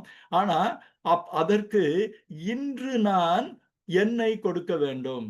இன்றைக்கு மோசே எப்படி ஆண்டவர் சம்மதிக்க வைத்தாரோ, நாம் ஆண்டவருடைய வார்த்தைகளில் நம்பிக்கை வைத்து இன்றைய நாட்களில் அவருக்கு கீழ்ப்படியும் போது, நாளைய தினத்தில் அவர் நமக்கு கொடுக்கிற வாக்குத்தத்தங்கள் எல்லாம் அவர் நமக்கு நம் வாழ்க்கையில் செயல்படுத்துகிறவராய் இருக்கிறார். அன்பானவர்களே, இனி மோசே இதற்கு என்ன பதில் சொன்னான்? என்னென்ன காரியங்களை அவன் கேட்க ஆரம்பிச்சான்? என்னென்ன சந்தேகங்களை ஆண்டவர்கிட்ட கேட்டான், என்னென்ன தடுமாற்றங்களை அவன்கிட்ட கேட்டாங்கிறதெல்லாம் நம்ம நேரம் குறைவா இருக்கனால நம்ம அடுத்த வார காரியத்துல நம்ம பார்க்க போறோம். இப்ப நம்ம கண்களை மூடி ஆண்டவரை நோக்கி பார்க்கலாம். பரிசுத்தமான அன்பின் ஆண்டவரே, கிருபையின் தெய்வமே, இதோ இந்த சாயங்கால வேளையில சுவாமி, இதோ நாங்கள் ஒரு 6 அல்லது 7 வசனங்களை மாத்திரம் தான் தியானிச்சோம் சுவாமி. ஆண்டவரே, நீர் அழைத்தீர். மோசே இன்னும் ஒப்புக் கொடுக்கலப்பா. ஆனால் அவன் ஒப்புக் கொடுத்தான் என்பது தெரியும். பல நேரங்களிலே சுவாமி, உம்முடைய காரியங்கள் உம்மை தரிசிக்கும் போது, உம் அண்டையிலே வரும்போது, எங்களுக்கான புதிய அனுபவங்கள் எங்களை பல நேரங்களிலே தடுமாற வைக்கிறதை பார்க்கிறோம் ராஜா. ஆம் தகப்பனே, எப்படி முட்செடிக்கு அருகில் வந்தபோது தன்னுடைய உலகத்திற்கு அடையாளமான பாதரட்சைகளை கழற்றிவிட்டு நெருங்கி வரும்போது, தேவன் பேசுகிறதை கேட்கும்போது, அவர் தேவன் தான் என்று அறிந்து அவரோடு தன்னை இணங்கி பார்க்கும்போது, அவன் பயந்து தடுமாறினதை போல, ஆண்டவரே, பல நேரங்கள்ல உம்முடைய நேரடி பரிச்சயம் எங்கள் வாழ்க்கையில் வரும்போது தடுமாறுகிறோம் ராஜா. ஆனால் நீர் எங்களை ஒருபோதும் கைவிடுகிற தெய்வமே இல்லை. நீர் ஒரு நாளும் எங்களை கைவிடுகிற கர்த்தர் அல்லப்பா. எங்கள் எதிர்காலங்கள் உமது கரத்தில் இருக்கிறதப்பா. தாவீது சொன்னானே, என் காலங்கள் உமது கரத்தில் இருக்கிறது என்று. நீரோ காலச்சக்கரத்தையும் கரத்தில் வைத்திருக்கிறவராய் இருக்கிறீர். நேற்றும் இன்றும் என்றும் மாறாத தெய்வம்.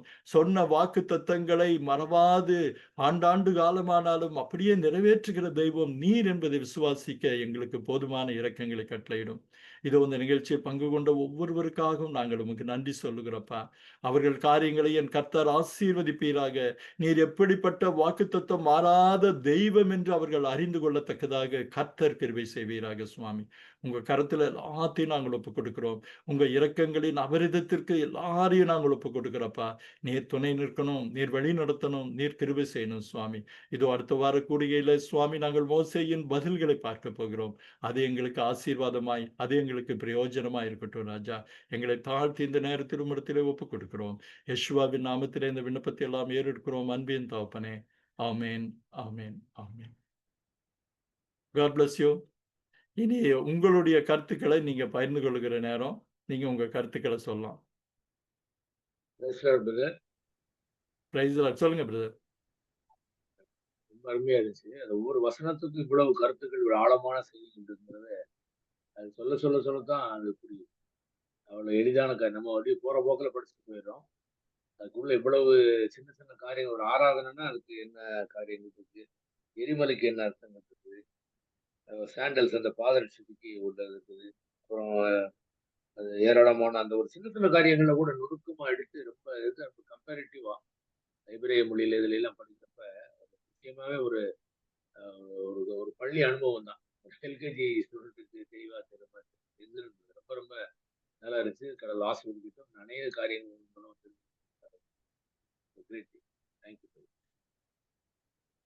வாய்ஸ்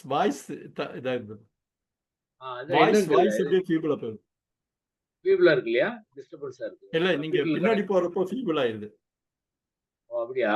சரி சரி சரி. மேபி அந்த கம்ப்யூட்டர்ல இதா இருக்கிறதுனால போன்ல கனெக்ட் பண்ணா கம்ப்யூட்டர்ல கனெக்ட் பண்ணேன் தம்பியோட இதுல. இப்ப ரொம்ப அருமையா இருந்துச்சு. எக்ஸலண்ட். இது ஒரு வசனத்துக்கும் ஒரு வார்த்தைக்கும் இவ்வளவு அப்புறம் 1 மணி நேரம் பேசிருக்கேன். 7-8 வசனம் தான் கான்சன்ட்ரேட்டா பேசிருக்கேன். அவ்வளவு கூட ஆழமான கருத்துக்கள் இருக்கிறத ரொம்ப தெளிவா தெரிஞ்சுக்கணும். சாதாரணமான காரியங்கள். எவ்வளவு நேரம் நீங்க எடுத்திருப்பீங்க, எவ்வளவு நேரம் ரிசர்ச் பண்ணிருப்பீங்க, எவ்வளவு கருத்தை சொல்ல முடிப்பீங்க. நிறைய பேர் வரணும், நிறைய பேர் இதுக்கு சந்திக்கணும்னு ஆசைப்படுறேன். உங்களுடைய இந்த யூடியூப் இதுக்கு என்னோட வாழ்த்துக்கள். நிச்சயமா அதுக்கு நல்ல ஆதரவு கிடைக்கணும்னு நான் வேண்டேன். நானும் நிறைய பேர் சொல்லி அனுப்பியிருக்கோம். கருத்தை சீக்கிரமா யூடியூப் ஷேர் பண்ணுங்க. அப்புறம் யூடியூப்ல உங்க கருத்துக்களை பதிவு பண்ணுங்க.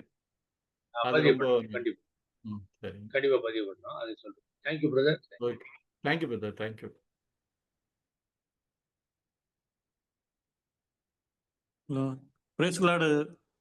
ஆமாங்க, நடுவில் ஏதோ ஒரு சந்தேகம் கேட்டீங்க, சொல்லுங்க இப்போ. ஆமாங்க, என்னன்னா உண்மையிலேயே கடவுள் அவங்கள இஸ்ரேல் ஜனங்களுக்கு இங்கிருந்து கானான் தேசத்துக்கு கூட்டிட்டு போறதுக்காக அவரு இந்த ரூட்ல இருந்து இந்த ரூட் எவ்வளவு ஷார்ட்கட்டா இருக்கிறதே கூட்டிட்டு போகாம அதிகமா தூரமா அப்படி சுத்தி கூட்டிட்டு போயிருக்காருன்ட்டு நமக்கு பல அதுல குறித்து ரொம்ப இதா இருந்துச்சு. இப்போ இந்த மேப் எல்லாம் போட்டு இது காட்டும் போது எவ்வளவு தூரம் அவரு சீனாய் மலைக்கு போய் தான் போகணுங்கிற ஒரு இதையே ஏற்கனவே அவர் முடிவு பண்ணி அந்த வழியாத்தான் போகணுங்கிறத அவரு செஞ்சிருக்காருங்கும் போது பெரிய சர்ப்ரைஸா இருக்கு, ஆச்சரியமா இருக்கு உண்மையிலேயே. அந்த வழி பார்த்துன்னு சொன்னா நீங்க 2 தடவை அங்க போயிட்டு வர்ற டிஸ்டன்ஸ்க்கு மேல இருக்கு. இவங்க ஒரு தடவை போனது அந்த ஷார்ட்கட்டா போனா நேரா அப்படி போகலாம். இங்க ரெட் கடலை அவங்க கிராஸ் பண்ணி அவசியமே இல்லாம அங்க அந்த பக்கம் போயிருக்க முடியும். இருந்தாலும் அது பண்ணியிருக்கிறதுங்கிறது இந்த மேப்ல பார்க்கும்போது ரொம்ப தெளிவா தெரியுது. எவ்வளவு ஷார்ட்கட்டா எவ்வளவு தூரமா அவங்க கடந்திருக்காங்க. அது தேவனுடைய வார்த்தை ஏற்கனவே அவர் நியமித்த வார்த்தையை நிறைவேற்றுவதற்காக அதை எல்லாத்தையும் அந்த இதுல நடத்திருக்கு அப்படிங்கும்போது ரொம்ப ஆச்சரியமா இருக்கு. அது மட்டும் இல்லாம மோசையுடைய வாழ்க்கையில அவரு எப்படி இருந்தாருங்கிற விஷயங்களை நம்மளும் பல நேரங்கள்ல கடவுளை அவரு நம்மளுக்கு சொல்லும் போது அதுல நம்பிக்கை இல்லாம நம்ம மேலேயே நம்பிக்கை இல்லாம நாம பல முடிவுகளை எடுக்கிறதும் அது இன்னும் இருக்க அப்படி இல்லாம அவருடைய சித்தம் என்னங்கிறது அவருக்கு தெரியும். அந்த சித்தப்படி நடத்தும் போது நம்மளுடைய விருப்பப்படி நடக்கலையே அப்படின்னு நாம ஏங்குறதும் அதுக்காக வருத்தப்படுறதும் இருக்கிறத நீங்க தெளிவா எடுத்து சொன்னீங்க. உண்மையில கடவுளுடைய சித்தம் நடக்கிறதுங்கிறது தான் பெரிய விஷயம். அதுதான் நடக்கும். அது அவர் என்ன நினைச்சிருக்காரோ அதுதான் நடக்க போகுதுங்கிறது உண்மை. அதுதான் சரியானதா இருக்குங்கிறது உண்மை. அதனால நம்மளை பத்தி தாழ்வாவோ இல்லாட்டி இது நடக்காதுன்னோ இல்லாட்டி வேற விதமாவோ முடிவு எடுக்கிறது சரியில்லைங்கிறது இதுல இருந்து ரொம்ப நம்மளுக்கு ஒரு பெரிய பாடமா இருந்ததுங்கிறது அருமையா சொன்னீங்க. கண்டிப்பா brother. அவரை பிடிச்சுக்கணும், அதுதான் பிரதானம். அதுவே ஆமா போதும். ஆமா ஆமா. ரொம்ப நன்றி, ரொம்ப சிறப்பு. தேங்க்யூ. Okay, thanks.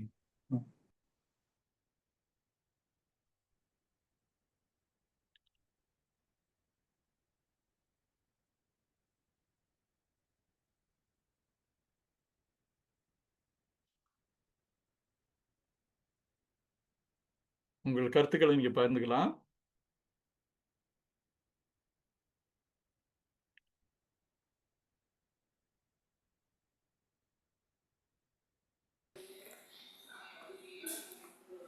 அண்ணா, சொல்லுப்பா. வழக்கம் போல் இன்னைக்கு ரொம்ப அருமையாக இருந்துச்சு அண்ணா. எனக்கு பிடிச்சிருந்த பகுதி அந்த உன் பிதாவின் தேவன், உன் பிதாக்களுடைய தேவன், அது சொன்னீங்கல்ல அண்ணா. அது ரொம்ப ஆச்சரியமா இருந்துச்சு. ஃபுல்லாகவே நிறைய பிரமிப்பூட்டுற காரியங்கள் தான். அது மோசேக்கு இருந்த அந்த பிரமிப்பை எங்களுக்கு அப்படியே கண்ணு முன்னாடி கொண்டு வந்துட்டீங்க. Praise God. இதுதான் முக்கியம். ஆமாண்ணா. அது நீ எகிப்திலிருந்து அழைத்து வந்த பின் அப்படின்னு சொல்லி அவர் எதிர்காலத்தை குறித்து அவர் பேசினார்னு சொல்லும்போது அது ரொம்ப ஆச்சரியமாக இருந்துச்சு. அதுலேருந்து என்னுடைய லைஃப்க்கான பாடத்தை நான் எடுத்துக்கிட்டேன்னா, அது நம்ம கடந்த காலத்திலேயே இருக்கக்கூடாது, எதிர்காலத்தை பற்றி தேவன் அதை தான் விரும்புகிறாரு, எதிர்காலத்தை நோக்கி போகணும் அப்படின்றத அந்த கருத்தை நான் ரொம்ப எடுத்துக்கிறேன்னா. ஆமாப்பா, இது ரொம்ப ஆச்சரியம். எனக்குமே அது ஒரு பாடம். ஆண்டவர் நாளை, அதாவது ஃபியூச்சர் பத்தி பேசிட்டு இருக்காரு. நம்ம நேற்றுக்குள்ளேயே இருக்கிறோம், எஸ்டர்டேலயே இருக்கிறோம். எனக்கு இப்படியாச்சு, எனக்கு அப்படியாச்சு, எனக்கு அது சரியில்லை, இது சரியில்லை, எனக்கு இந்த அனுபவம் சரியில்லை, எனக்கு அது புரியல, இது புரியலன்னு சொல்லி அந்த நிகழ்காலத்துல அவருக்கு செய்ய வேண்டிய காரியத்தை மறந்து நம்ம நேத்திலேயே இருந்துடுறோம். நம்மளால முடியாதுன்ட்டு இருந்துடுறோம். அவர் அதுக்கு ரெடியா இருக்காரு.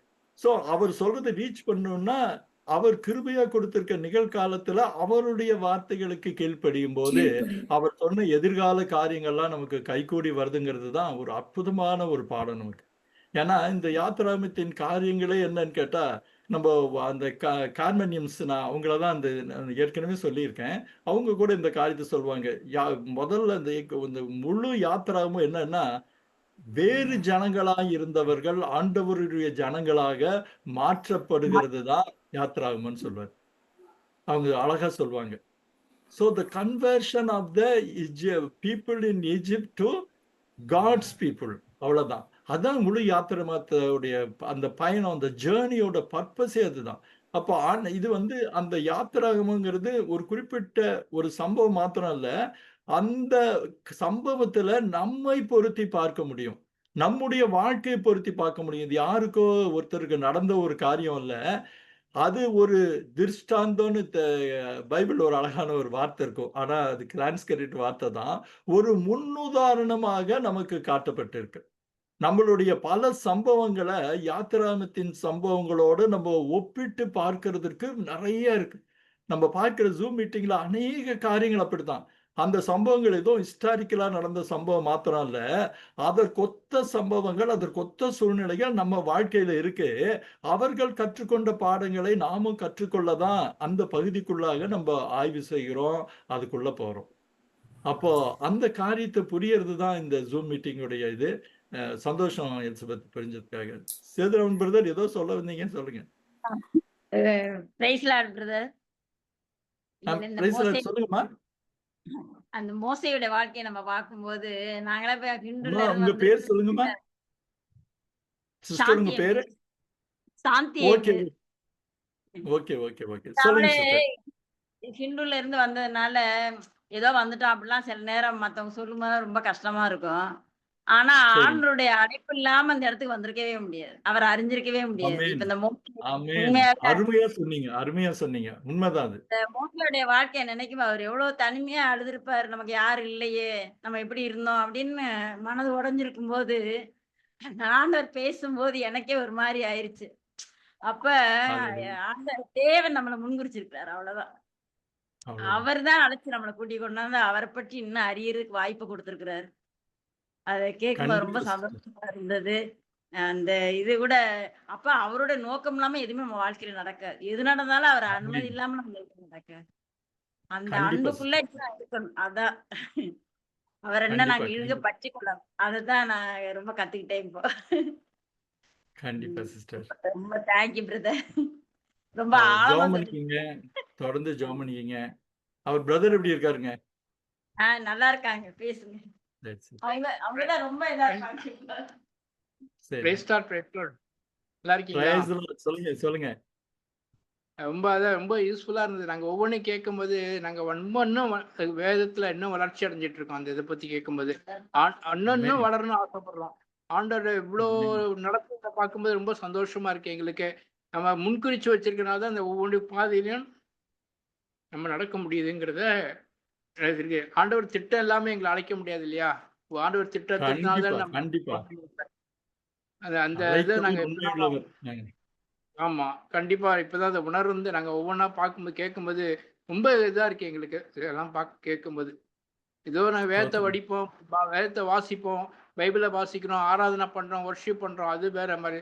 இது அர்த்தங்கள் ஒவ்வொன்னையும் பார்க்கும்போது நம்ம ஆண்டவர் எவ்வளோ விசேஷமா இருக்கிறாரு. எவ்வளோ ஆராதிக்கணும் நம்ம இன்னும் ஆண்டவர் இன்னும் எப்படி நம்ம ஆண்டவர் ஆராதிக்கணும்னு கிட்டிச்சணுங்கிறது எவ்வளோ இருக்கு. ரொம்ப சந்தோஷமா இருந்தது பிரதர். எனக்கு ரொம்ப ஹாப்பி. Thank you. இன்னும் தேங்க் யூ பிரதர். அறிஞ்சுக்கிறதுக்கு தேங்க் யூ சோ மச். ரொம்ப சந்தோஷம். Thank you brother. Thank you. Thank you. தொடர்ந்து தேங்க் ஜெபம் யூ. பண்ணிக்கங்க. ஓகே. ஜாயின் பண்ணிக்கிறோம். ஓகேங்க.